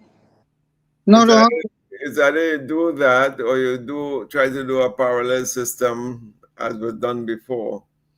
Yeah, but that's Because costly. That is very costly to it do is that. very costly, but look at the cost the other side. You ain't going to see another 5 years again. Because Mhm. you can't have the same people you have in the various ministries and boards and so on, and you're going to expect different results. I personally went through that in the ministry. Well, when I did the laptop project. Mr. Suman, let me give you an example of what is happening today. Today, okay? And when I heard it, I was screaming. Every government minister that comes into office has, I think, 4 or 5 staff members that he can hire Correct. without Yes. approval from Yes. anybody, a Yes. driver, an I'm aware. advisor, a Uh, personal assistant, and so on. yes. Do you know that the PSs are telling those ministers, the young ones who have no experience, that they have to go through the hiring process, interviews, blah, blah, blah, blah, blah, right? When I heard that, I was so flabbergasted, and I'm asking the question, so where are the senior ministers of government who've been there before and who knows that is not the policy, that they are allowed about 4 or 5 staff members without going through any hiring process. Correct. They And come with the minister and they go with the minister. Correct. And I mentioned that as one of the big things within the first week of these new young ministers who have never, been in that position before. And I was told that the few who have experience, they will coach them. But nothing is happening. But apparently it has not happened. I'm telling you something that happened. I know that. I am telling you something that happened this week. This week. Yeah, personal advisor, personal assistant, and so on. You can hire your own staff. All you need to do is hand the CV of these persons to the PS and the ministry. That's all you need to do. That's it. I know. But they are frustrating these people and they don't know better. So that's what they I'm don't saying. Know better. You see that the growth polls we have, right? 11 growth polls we have right now. How are you going to get different results when you have the same people who are there all the time? Permanent secretaries, AO5, AO4, AO2, technical advisor, the whole crew of them. They are there to stagnate the process one by one by one by one. Yes, because the instructions are coming from outside. If you're in the Prime Minister's office, they will tell you, okay, the 7th floor sees about that. You have to go down 2-3 floors from the 12th floor. And it takes a month to go up by every floor. So by the time we reach the 5th floor, for a decision to a yes-no decision, to start to implement the project is 5 months gone. Eh? 5 months is gone. If the file don't get lost somewhere in between that 5 months. It gets lost and it goes back and it goes to and fro, to and fro. The AO5 will send it back to the AO2 or the AO4 to justify this or do some minor crap. So then the UNC have to take over the mail room. And we have to take over the mail room and make sure that we have the people in place to distribute the file. So the only way you can do that is to have a parallel system. And that is it is expensive. It's going to be a high cost. But then you look at the cost the other side because you're not going to get anything done. Or a lot of stagnation of the project. When I did the laptop project, personally, the project was held back deliberately. Deliberately. And my minister told me, I know the frustrations firsthand. I mean, I was trying to get a simple amendment through the legislative process in the ministry, right? But that is pulling here to get something through that process, to get a minor change on a piece of legislation. Man, if the minister responsible does not walk that through personally through cabinet and through the process, it's not going to happen. It's going to happen. It ain't going to happen. I know that. I went through this. I told you, when the minister told me of the 36 directors, 22 of the directors are a party, PNA party group, they leading or they're in control of PNA party groups. 22 heads or 22 directors in the ministry. Can you imagine? And these people are in the committee with you. Yeah. So what is your net result? Luckily, I get that project. I did 6 months work in 3 months. And I did my deadline 2 days before. I presented it to the cabinet.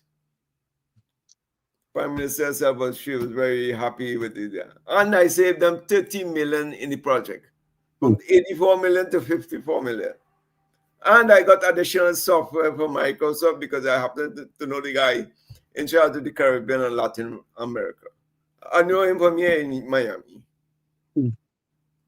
So you see, these things, boy, these people, and they're so smooth. They're so smooth that you don't realize they're screwing up. Was it the late Patrick Manning who said that this is not an easy country to govern? That is no right. That is no lie. No lie. That is not a lie. No lie. But we have to be strong, and we have to be adamant, and we have to be forceful this time around. And I'm seeing signs We coming need from strong the people around the prime minister. That's what we need. We need strong people yeah, around and the prime I'm minister. seeing the prime minister herself, a different version. This is Kamala 2.0. Yeah, And 3.0, I would say. Well, yeah. We'll talk more about that. yeah, But no, but she has to set the tone, and once she sets the tone, then everything else will follow. and I think she's trying to do that. A no nonsense approach. She's trying her best along those lines. Yeah. But What you we know, need is people to compliment her. Those that what she's Correct. doing there, that must trickle down.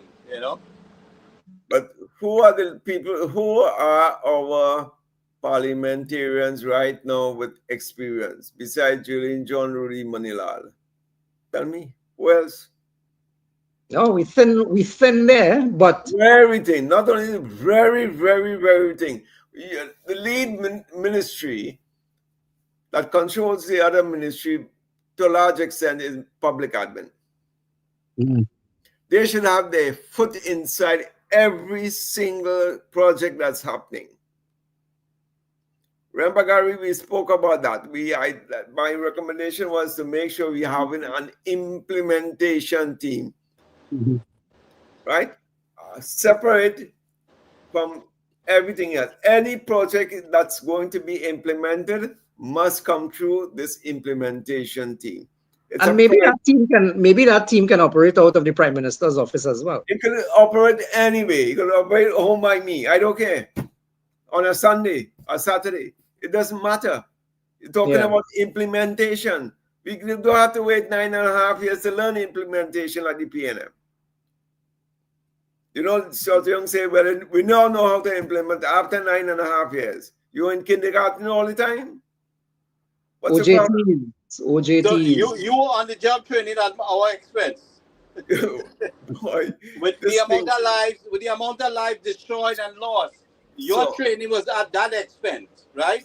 This is not something that I don't take this lightly. For the amount of lives lost in the country due to the amount of lives destroyed and amount of people destroyed financially because of their incompetence and arrogance, I don't take that lightly. so if once you set up this team, about 8 or 10 persons, and over the years, as you do a project, you learn, you bring in qualified and sensible people, and we have that. And within 3 or 4 projects, you have this down to 80. You will see all the pitfalls. You can identify them, and you can make your questions along those lines. Now, public admin, they have a new guy. I don't know, some Smith or something, I think is his name. Dominic Smith. He in charge of public admin and AI. Well, hopefully that's his expertise. I don't know the gentleman, so I can't I comment think on he's an economist, if I'm not mistaken, but a young economist. Now imagine our core ministry does not have someone, who knows, who have been there, done this, done that, and so on. So he's fishing around like everybody else. Well, I hope he's at least familiar with how the public service operates. At least. Yeah, I don't think he came for the public service. Oh, gee. Well, You he would take quite a while to get his hands around. Quite Just a while is Joe. They will run rings all over him, my friend. Anyway, gentlemen, I am sorry I have to go. Thank you for taking the time. Yeah, nice being chatting with you all again, and we'll catch up again soon. Sometime. Take care, man. All right. Yeah, this thing is a serious problem. One, you cannot, and I keep on repeating, the PNM is so entrenched.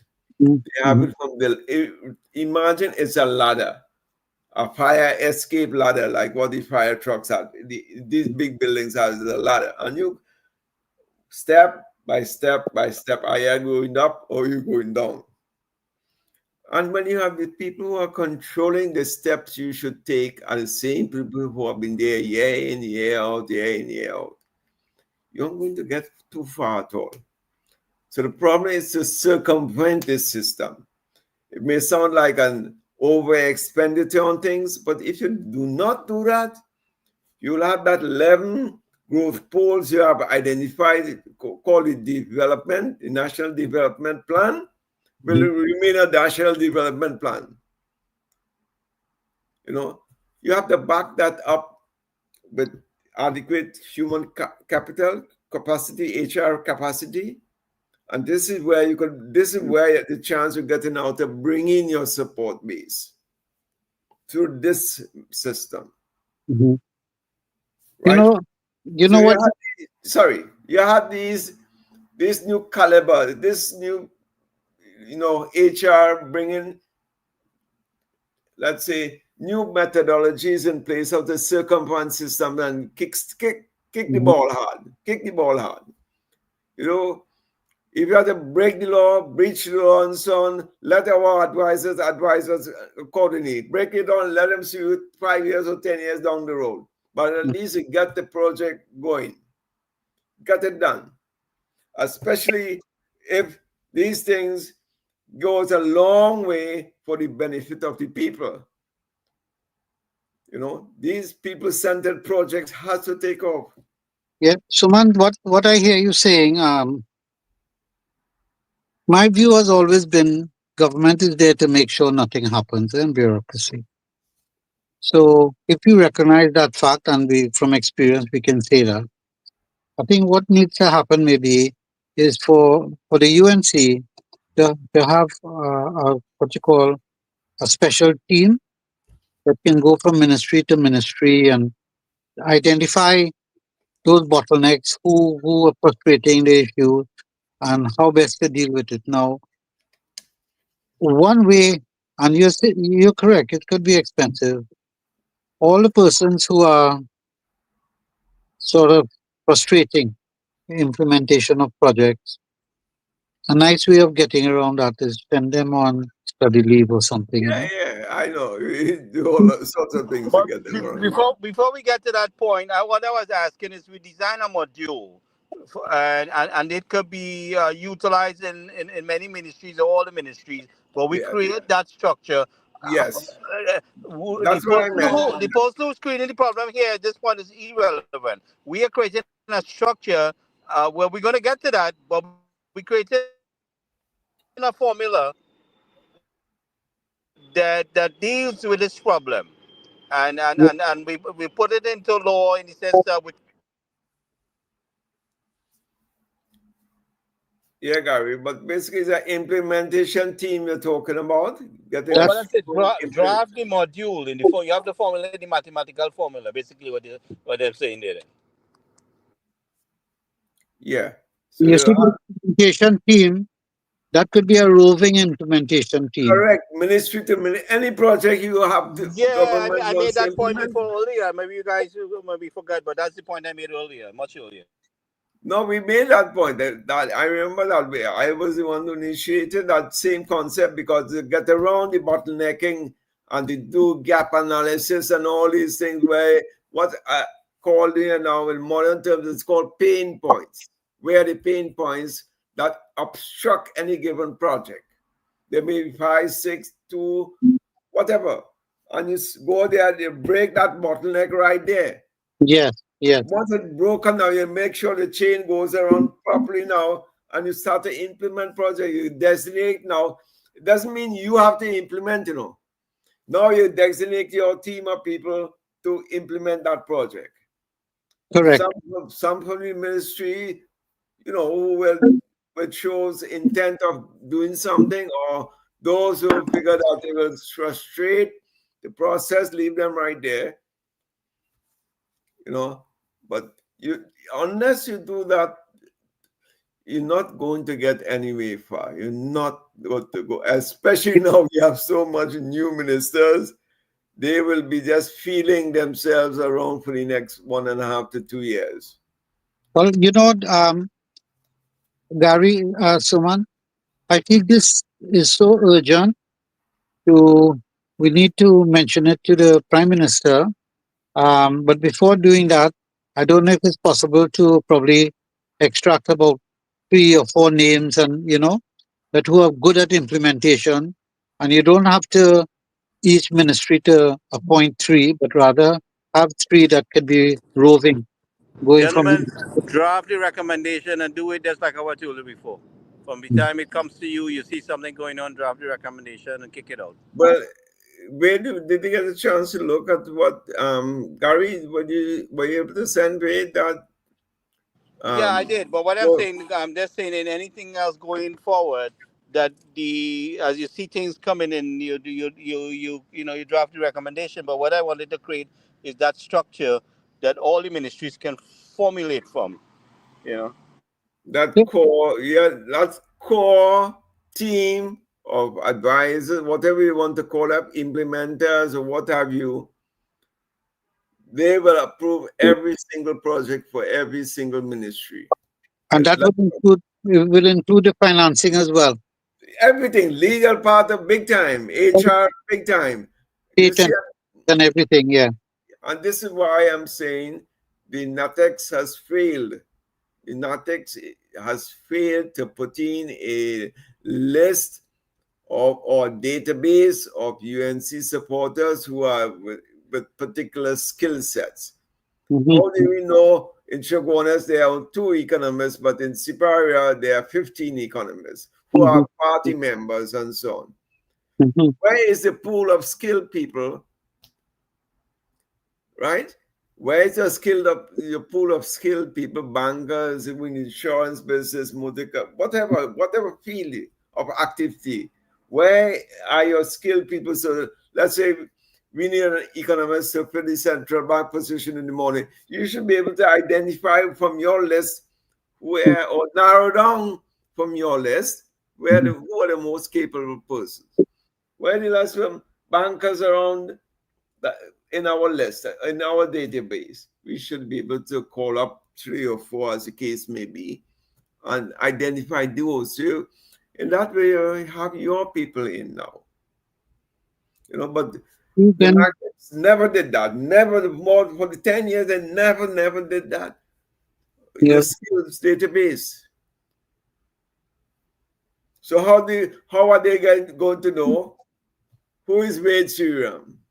They will know you from writing in the newspapers, but suppose you were not writing in the newspaper or anything like that. But yeah, they would not have had my resume and my They were experience. correct. But I'm just being a little bold these days because I don't want to see the country fail. I can't. same thing. That's my same objective here. If it means I will go down and help them for 5 years, I don't mind coming down and doing it. To set up Bishop.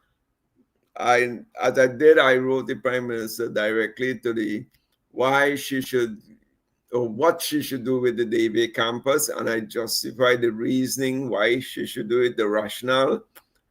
And because of that, if you do that, you can implement your 11 or 13 road poles much more effectively. You do not need so much more people. We're going to develop a skill set of people which will be the highest in the Caribbean or the whole Western Hemisphere. You need to get around. These are the things you have to show step by step by step by step, and the justification why are you doing these steps. There are certain things you have to measure, your metrics. Data doesn't lie. Data doesn't lie on nothing, and that's the Indian concept, by the way. If you don't have data, you can't do nothing. Especially with all you go Bangalore and now everything is data. Yes. Everything is data. I couldn't believe these guys, and they are way advanced than us. And we think we are the hot shots here. These guys are sharp. They work long hours. They're using 90, as you said, 95% of the managers in India now using AI. At the management level, at the managerial management level, we now talking about it. So in your lifetime, we will only be playing catch up. Yes. We can never get ahead. We can never, at least by the time we catch up in 15, 20, 30 years, the world has moved on to some new could have moved on. transformative technology. Mm. You know, so this is the thing. Now you're getting a chance to circumvent that and move up the ladder at a fast clip. Mhm. This is where you have to do it. Make back Trinidad the human capital island with the highest rate per capita of the most amount of intelligent and knowledgeable people with technical skills or something like that.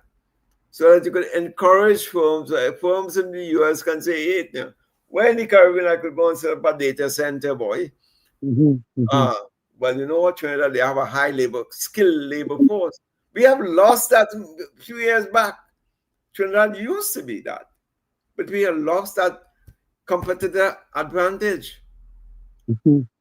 And when you add that now with crime and all these things, nobody's going to come and invest in your place. Nobody's going to come. And we have to remember now, the world is driven by technology. Every single thing has a technological input, from crime going back, from criminal activity. How do you think they catch these people here? When somebody commit a crime in New York today, 2 days after they holding them in California? Mm. That's how the system is engineered. So they know. They know. We have 1.4 million people.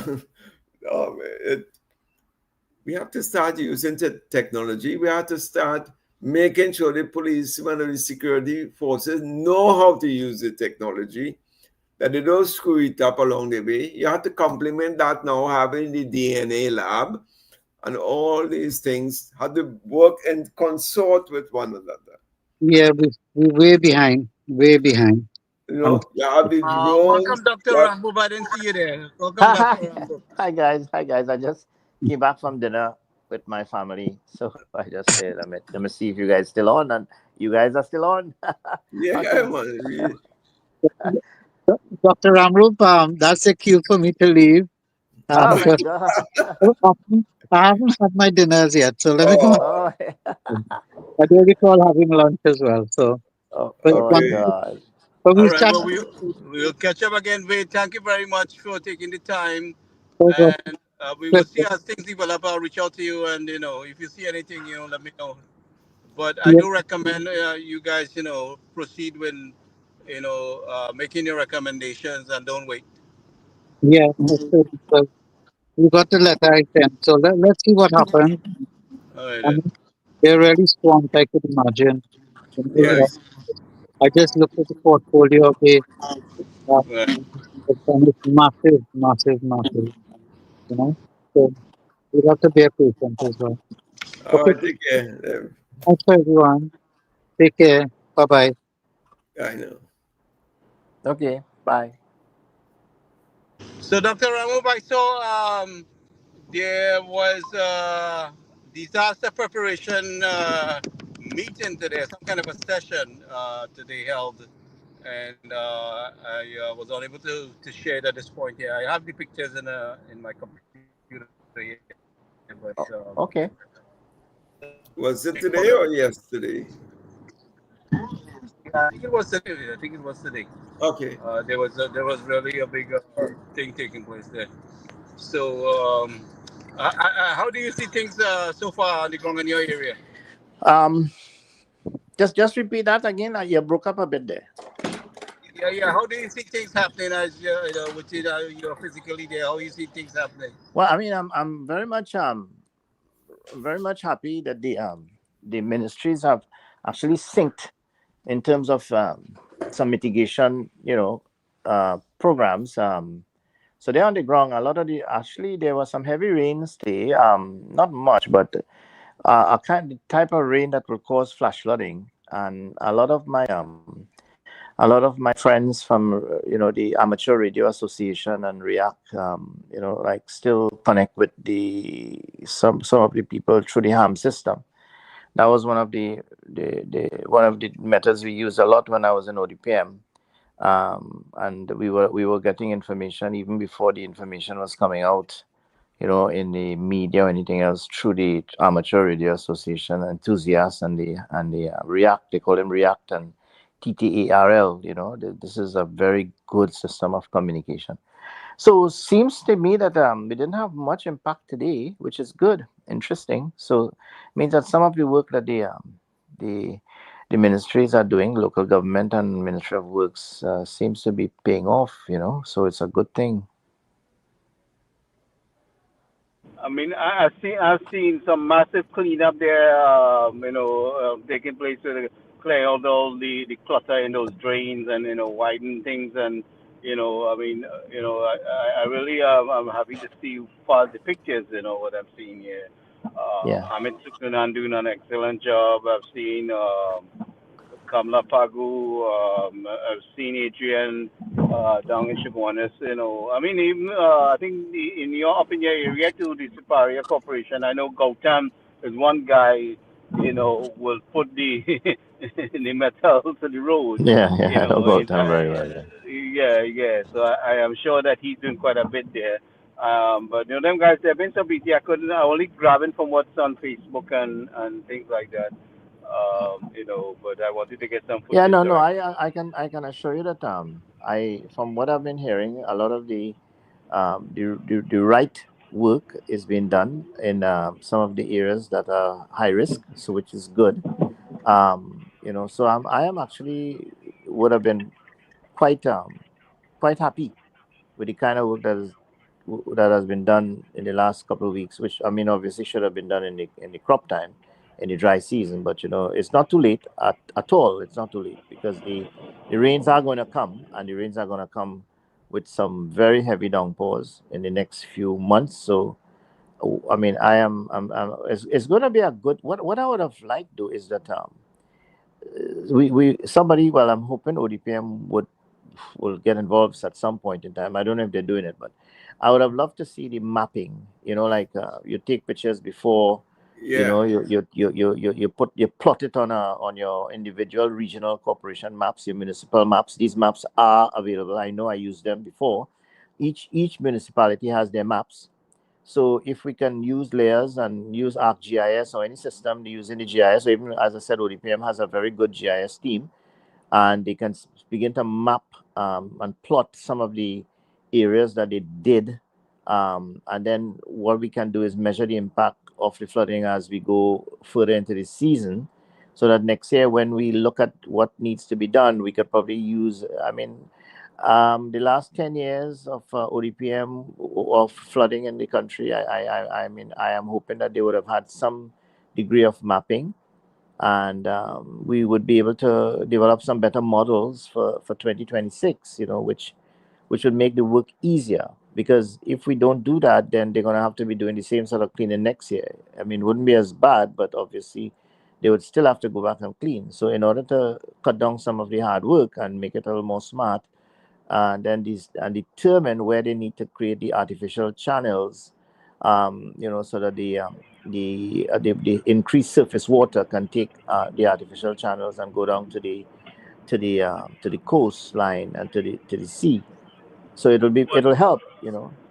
But I'm interested in how we can store some of that water instead of letting so much go out into the sea, Correct. and I then mean, and we don't have clearly, nothing to pull from yeah. during the rest of the year, It's the next of the dry season. it's definitely one of the implementation tools that they can use, because I have seen this with my very own eyes in Japan. I've seen it, and it works. So it's just as you say, where where they have the state lands that they can actually collect the water.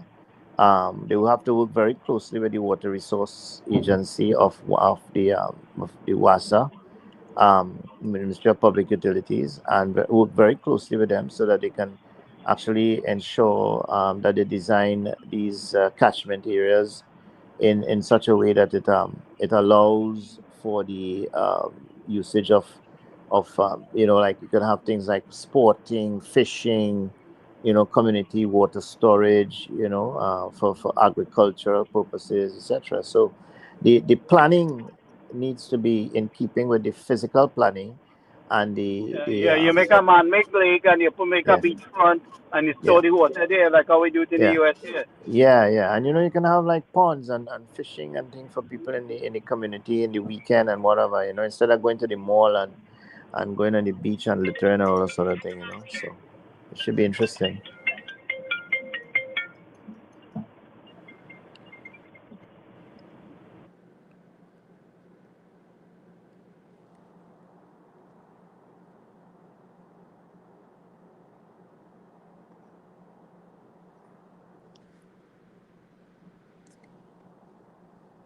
Yeah, hello. Sumaj, you still there? Go ahead. I heard a phone call or something just now, so I wasn't sure what was Yeah, happening. I'm taking a call, so I thought Sumaj would have picked up on it. Yeah, Yeah, hold on a second. that's all right. Take your time.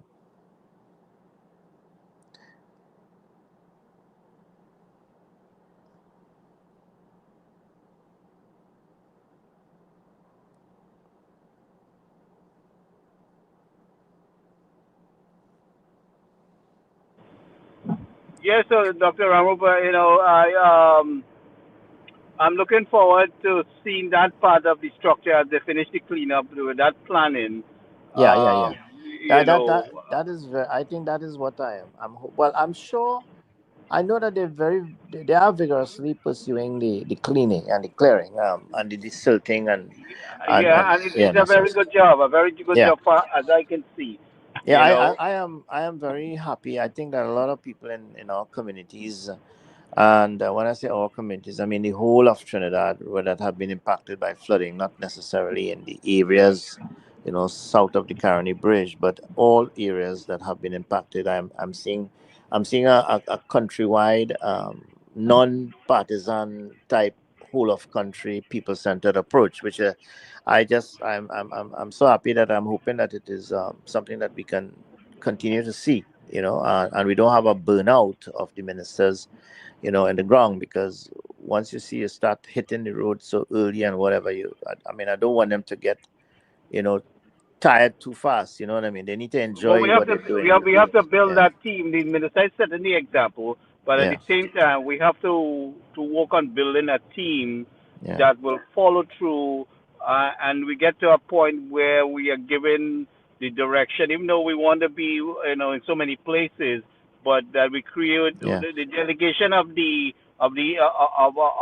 what is supposed to be done, the yeah, instruction, we have to. I think we have to rewrite the SOP basically, but but you're the correct. Yeah, and then how things are administered. I mean, Khadija has done a very good job of setting everybody straight from day one, which yeah, I'm very happy to see that fact. yeah. And so it's a matter of it being the style of management being trickled down to the lowest level supervisor, what the expectation is, and documentation has to be of what gets done and what didn't get done. Well, I We mean, need what accountability. you're speaking very, very, focused and aptly in what really is going to be the real institutionalization of what they're doing.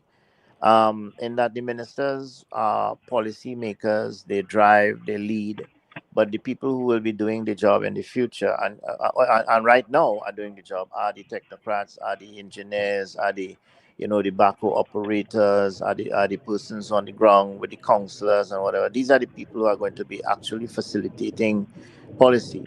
So what you said was quite correct. What we need to do then is to make sure that they are correct standard operating procedures that are developed out of that policy, and the Right. protocols are quite clear, so that the minister doesn't have to be present all the time, so that the work gets done later on this year, next year, when the silt comes back in the Yes. rivers, because remember, these things is the natural normal function of a river. It will always have silt. I mean, that's what the river does. It brings down the junk and it forms the silt. So you'll have to continually do these things.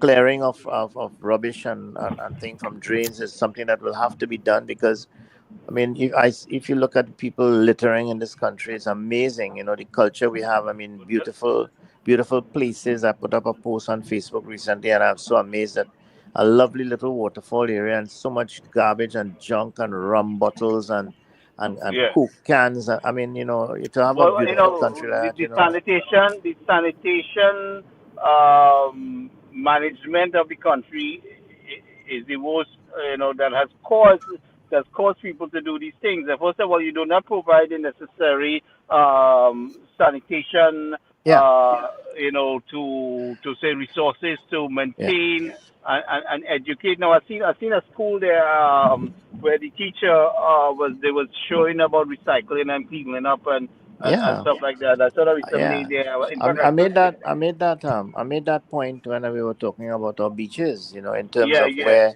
you have yeah. to make sure and have the the bins. If you, I mean, of course, there's a culture. I mean, look, I go to Mayaro Beach. I have a beach house on the beach there, and garbage trucks don't come in where I am. Every time I go, right, I have a river in the back of me. So what I normally will do is I will throw my organics in the river. Like the chicken skin and the tuna that remains from the sandwich and whatever, all of that into the river for the fishes.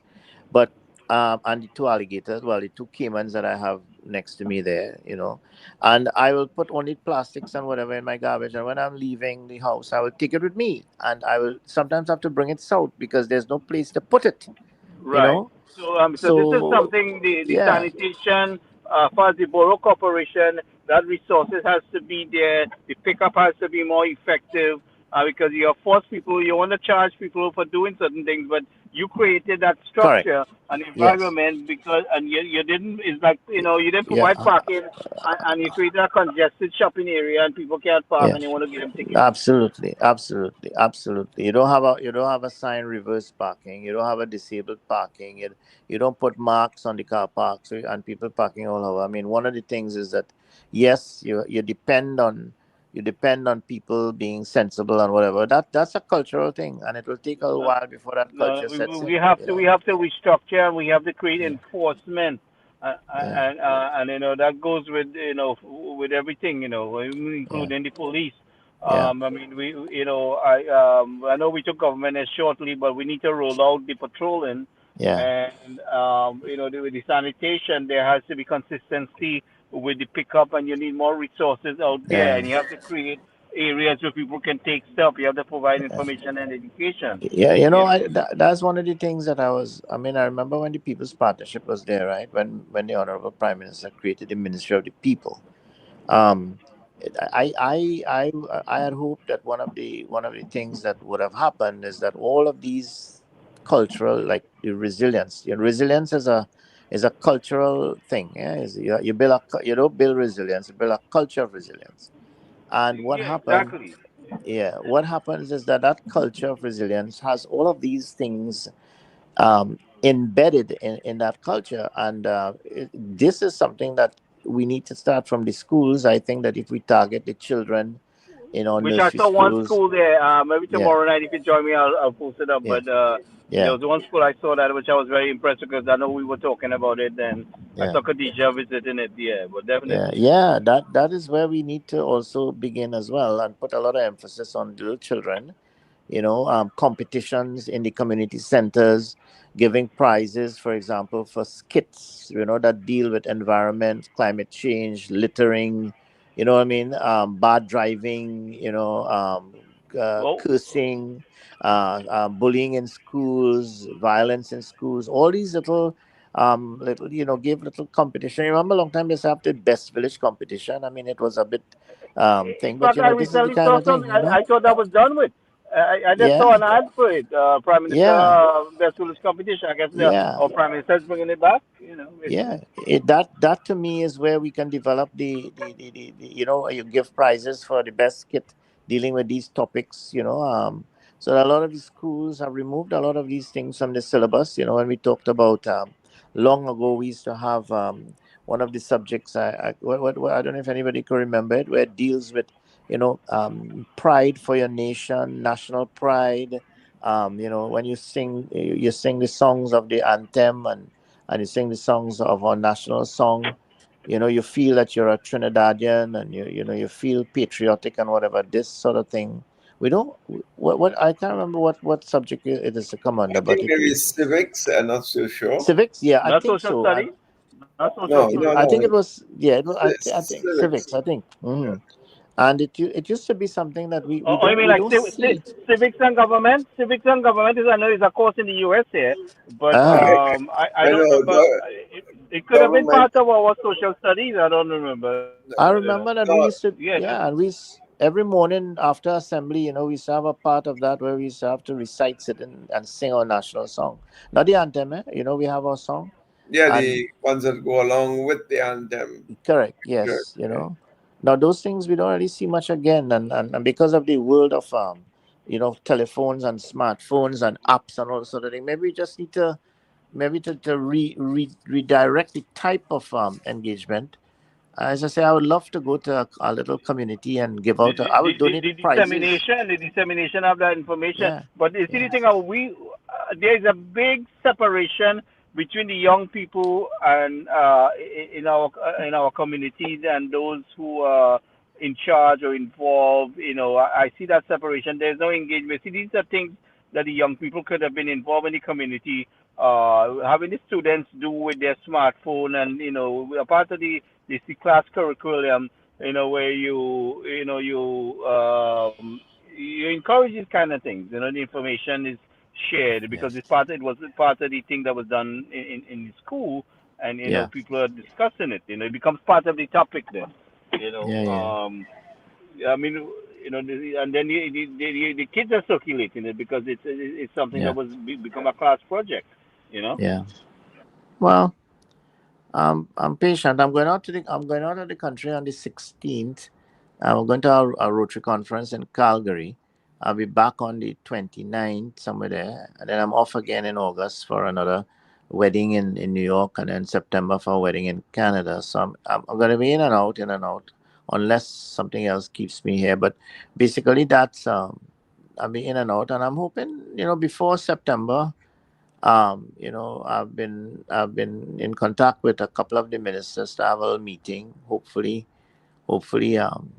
I do get through, since last week we've been trying to meet with the ministers of national security, homeland, as well as defense, and I got response from the ministers, but I haven't been able to get the Well, meeting that's as good yet. to know that they are responding. Yeah, they Yeah. are, and quite rapidly, I must say. But I have to go through the I guess the manager, whoever it is dealing with the appointments, and I just probably would have to wait a little bit. But I'm not even getting a response from them in terms of WhatsApp. I'm getting more response from the ministers than the person whose the ministers are asking to set up the appointment. We know the deal there, right? It's the exact topic we were talking about earlier, Yeah, right? yeah, With yeah, those people there, because they would yeah, try to stall what's taking yeah. place.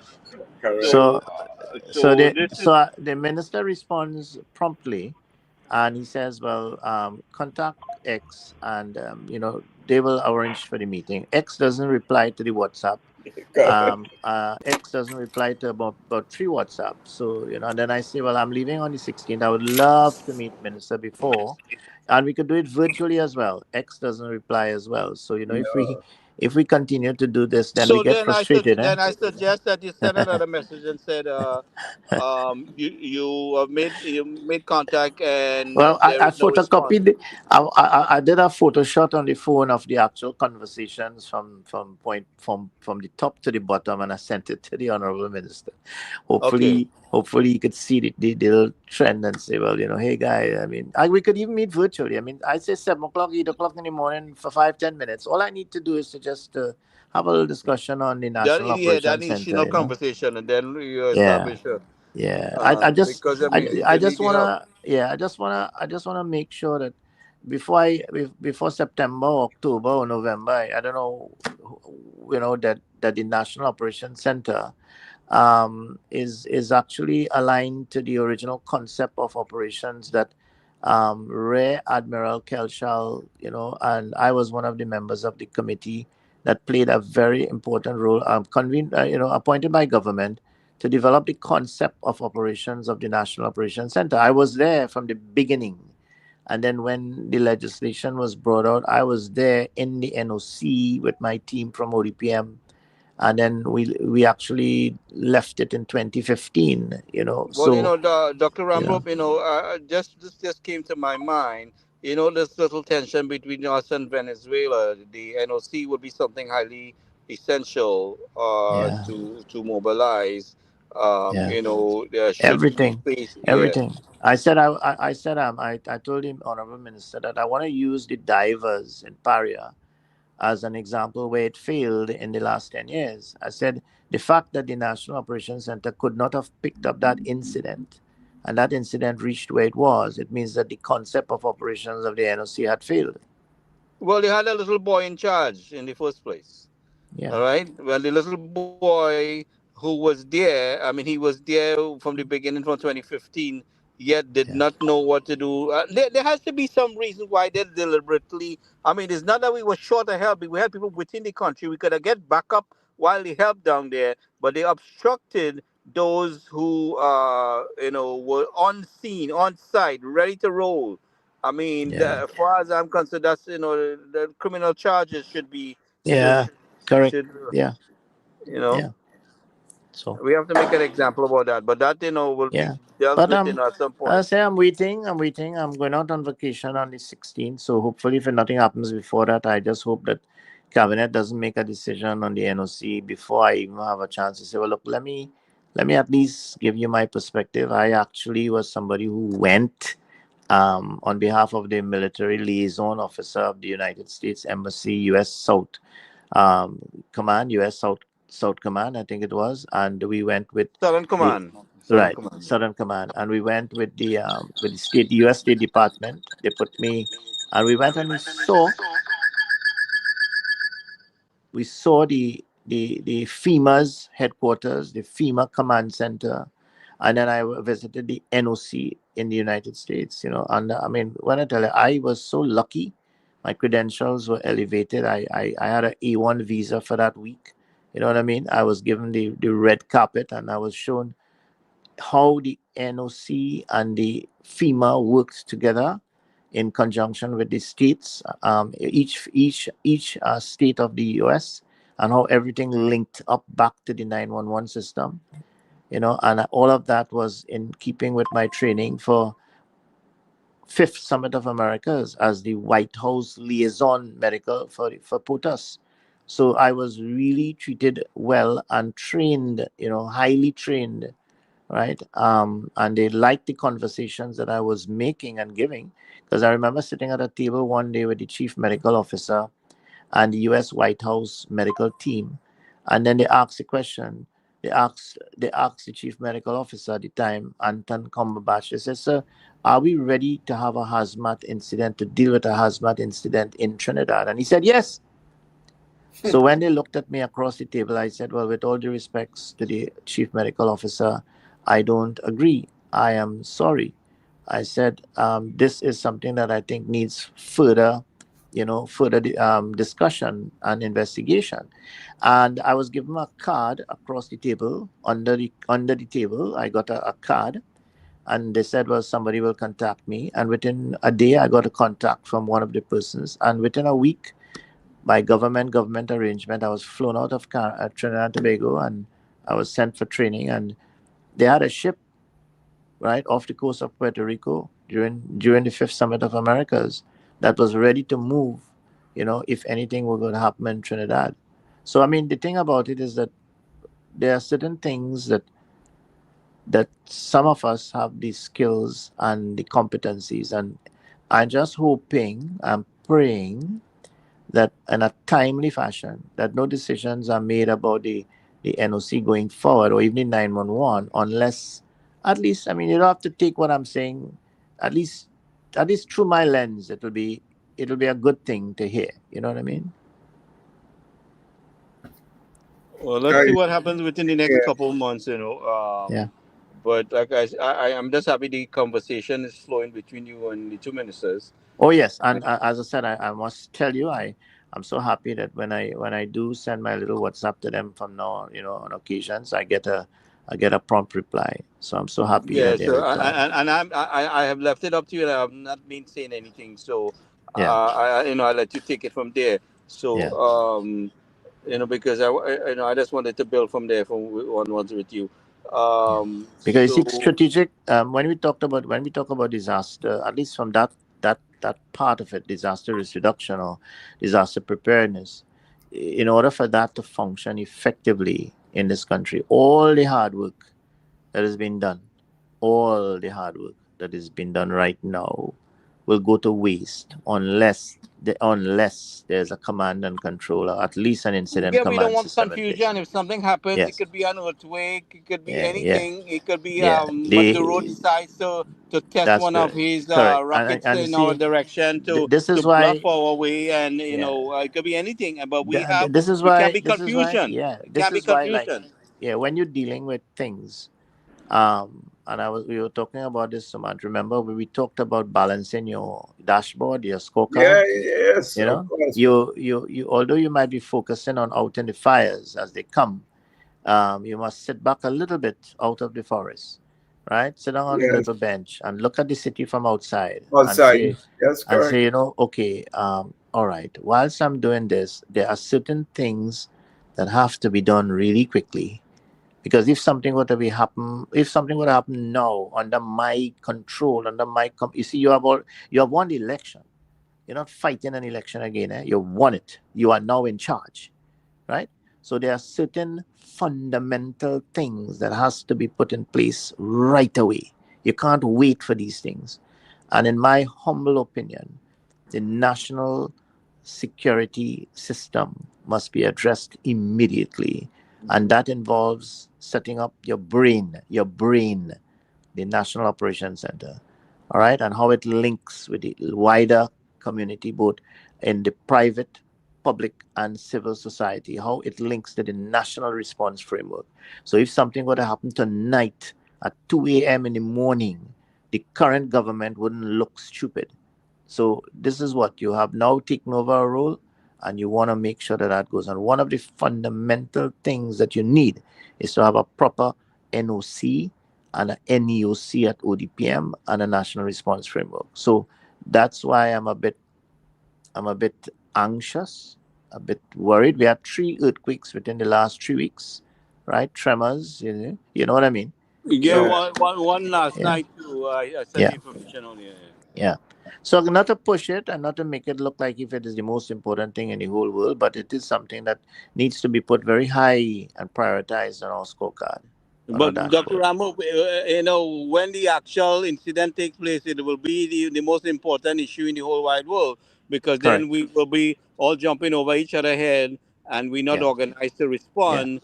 And then you're deciding who is in charge and who not in charge, and then don't have to yeah, listen to he and they don't have to listen to she, yeah, and this kind of nonsense. So yes, we need some kind of a coordination, yeah, in this thing happening, and the resources put in place. yeah, And that is quite true. And, this is what bugs me or concerns me more than anything else. yeah, Some of the best and brightest people are left out of the system. yeah. I mean, You one of the things, right? I'll give you an example. Let us say that you have an event right now, okay? Um, First and most important action that must take place is that the persons who are taking our Senator Wade Mark, who is now the acting president, yes, they must move him and his wife, okay, and and the Attorney General and the Chief Justice to a very safe place.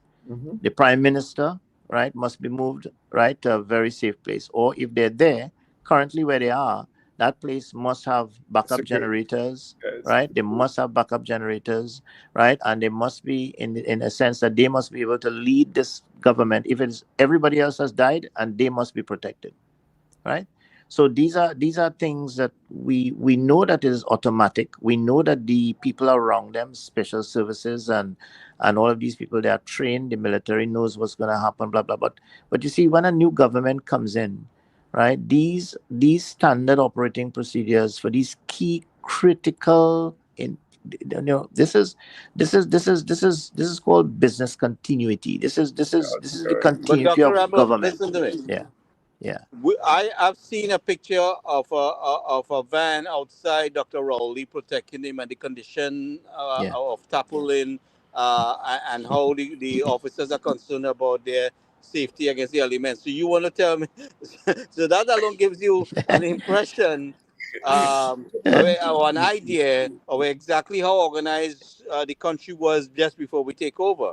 So Yeah, yeah. So, so I mean, if uh, we, you so know, I mean, listen. If it is, I mean, I am positive that in the first brief of the National Security Council, the National Security Council Secretariat would have informed, right, the Prime Minister, the Honorable Prime Minister, or of course her agents who would have been, and I'm hoping that meeting would have already occurred, that the standard operating procedures, right, for continuity of government would have already been outlined.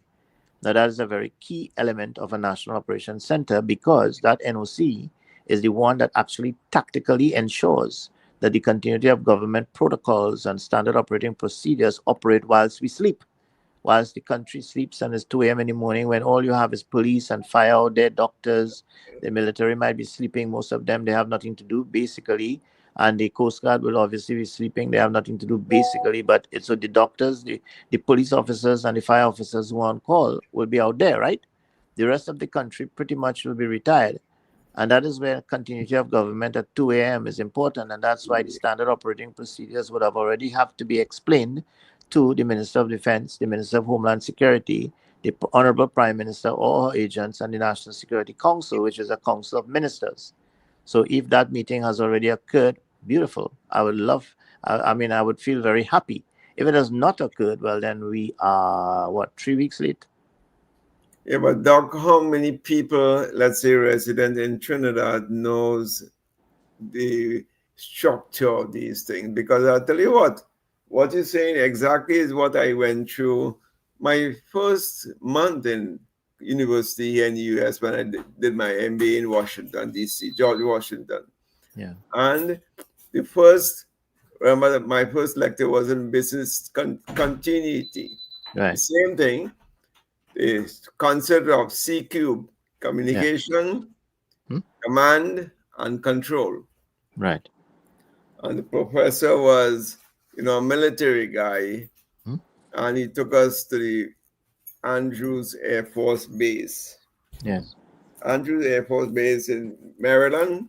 Yeah. That's where the airborne facilities that protect the president and all the key personnel is located. Yes. And they were talking exactly the same thing.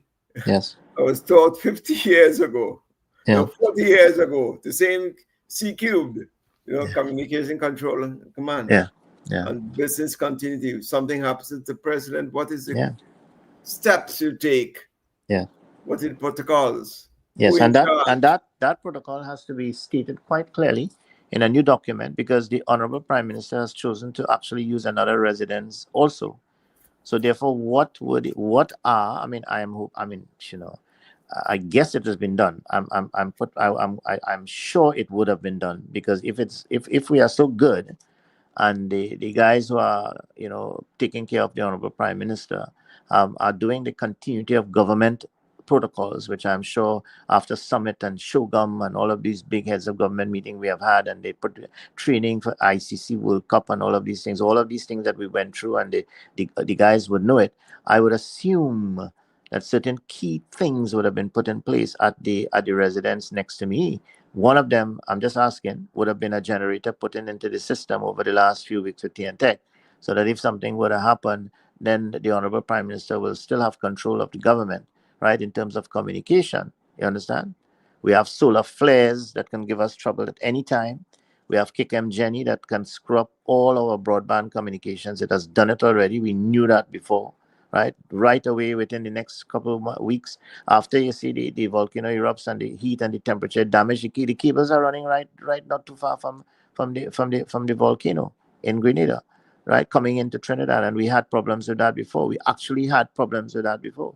So there are certain risks that are there, and it'd be nice to know that next door to me, right, there's a crash cart, which I think I know. I spoke to someone very close to the Honorable Prime Minister, and they assured me that crash cart has been put in place, right? I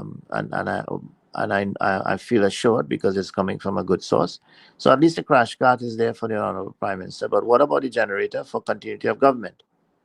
You know what I mean? So somebody could just go through with a checklist and say, okay, it'll be nice to know. I mean, if I'm next door and I was head of disaster of this country, my son and I are both doctors trained in advanced life support. An ambulance takes at least 15 to 20 minutes to get to my neighbor. I am here, my son is here. We could run across in a few minutes, and we can change, and take over a certain resuscitation system. I'm just saying. So, this is the beauty of knowing what you have in your environment and taking full advantage of it. You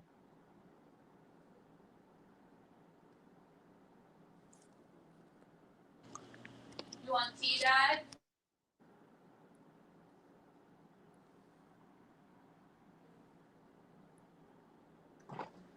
Dr. Amber, you still there? Yes, I'm here. I just heard another voice come in there. I'm not sure where that came in, but I'm sure. Okay, Yeah. okay, all right. Yeah. So Yeah, but you understand what I'm saying? It's not that I'm saying that these things have to be done, but I'm saying that these are the kind of discussions, right, that has to be going, because your first thing on your paper is, if something were to happen really bad, right? What are your continuity of government protocols, right? Who is responsible for what? So once you have that, fundamentally, it means you preserve your head of state and you preserve your head of government. Yes, you understand?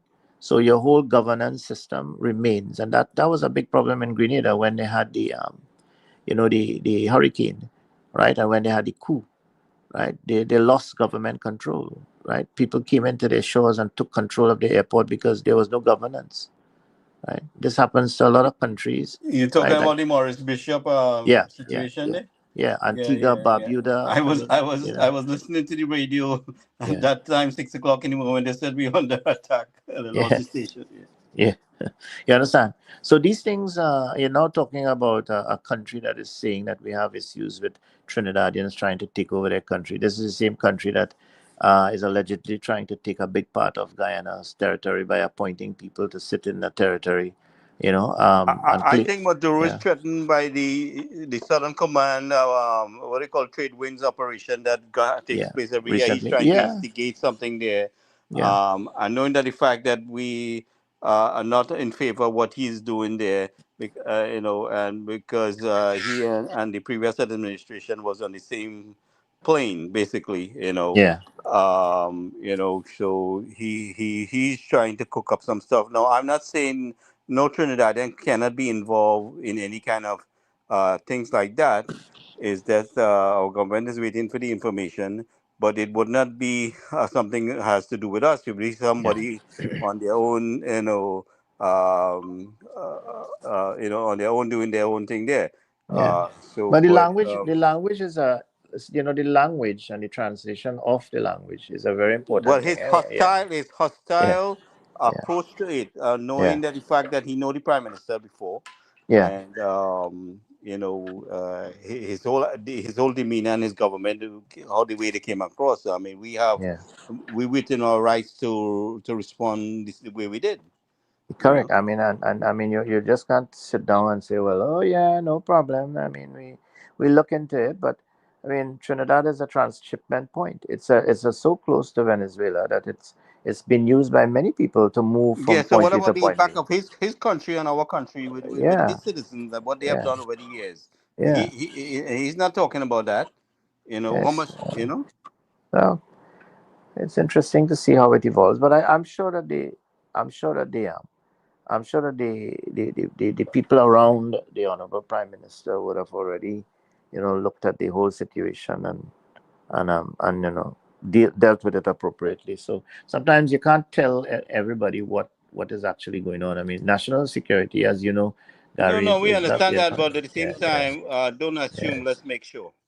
Yeah, All right. and that's correct. Yeah, and I mean that's the whole thing about it is, and that's the whole thing about risk management. It's really you don't blame people, you blame the systems actually, and you now identify your risks and you start dealing with them and mitigating them. You can't prevent risks a lot of times, but you can definitely mitigate the impact of the risks. You know.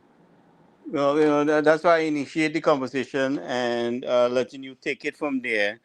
A lot Yeah, you would not be able to say here when you get yeah, into the conversation, but we can talk it talk about it, privately. But let's hope that it is sooner than later, because Yeah. there is certain amount of things that has to be done Well, with Gary, immediate effect. if you know when you sit here, right, and I remember that when I was appointed as the assistant to Nigel Camacho on the local organizing committee for World Cup ICC throughout the Caribbean, LOC in Trinidad, we worked and we had worked with impacts and COPACs. I don't know. I sure you know what impact is and COPACs, right? And we worked with them in the region, and we developed all with a doctor by the name of Dr. Marian Ducasse, who led the team of doctors from all the chief medical officers from all over the Caribbean. In Trinidad and Tobago, Nigel Camacho was appointed by the government, because Nigel, as you know, is a guy in the Oval who he's a dentist, a good colleague of mine. So we worked, and I was the one who actually worked, and we developed all the standard operating procedures for all the medical stations in every single stadia, right, in the Caribbean. And during that time, I sat and we worked, and we had the sunset legislation.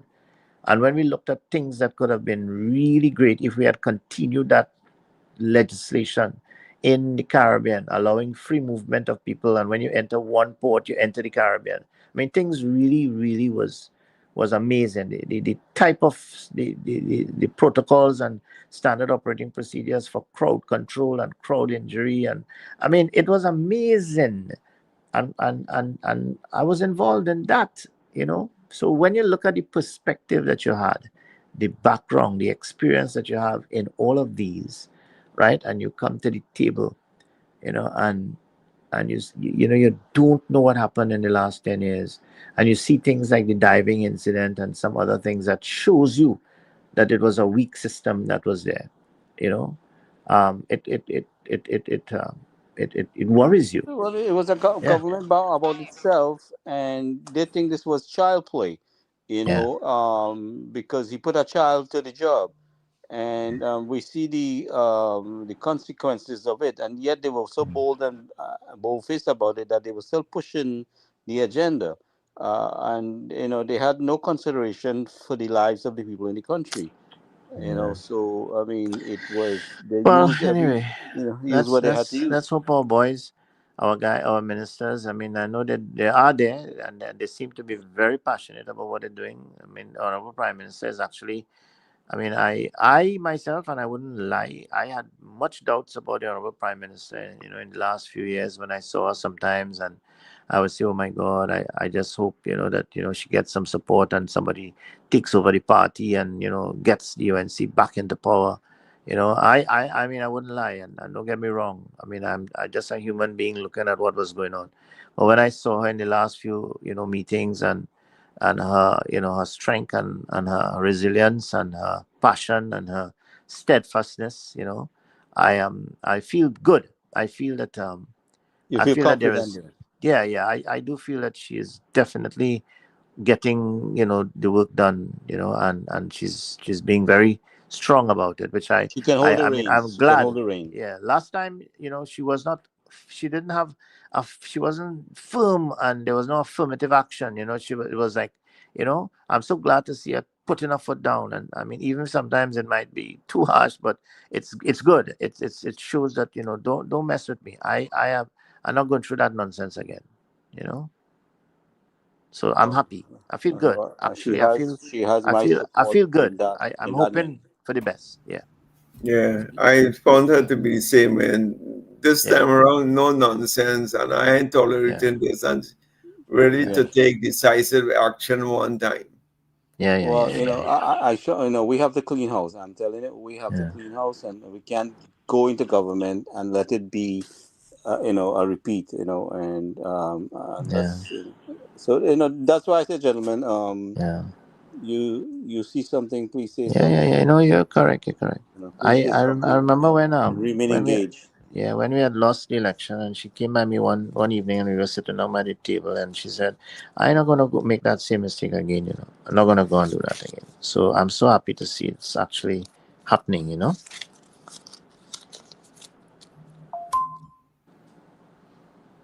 It's good. It's 11 o'clock, guys. I think we can wrap up Yeah. for tonight. Yeah. All right. Well, it's Friday. And it's tomorrow. I'm going to go up. I think I'm doing some work on the beach. I want to go up after in the morning. So I'll see you guys hopefully this weekend. Yeah. Yeah. Okay, then. Thank you, Dr. Rama, for taking the time to come in and give us an update. And Yeah. thank everyone for listening. And Mr. Singer, I'll see you tomorrow night with this All right. continued discussion. Okay, Hopefully guys. All we right, then. can. Take care. Good night, everybody. Right. Okay.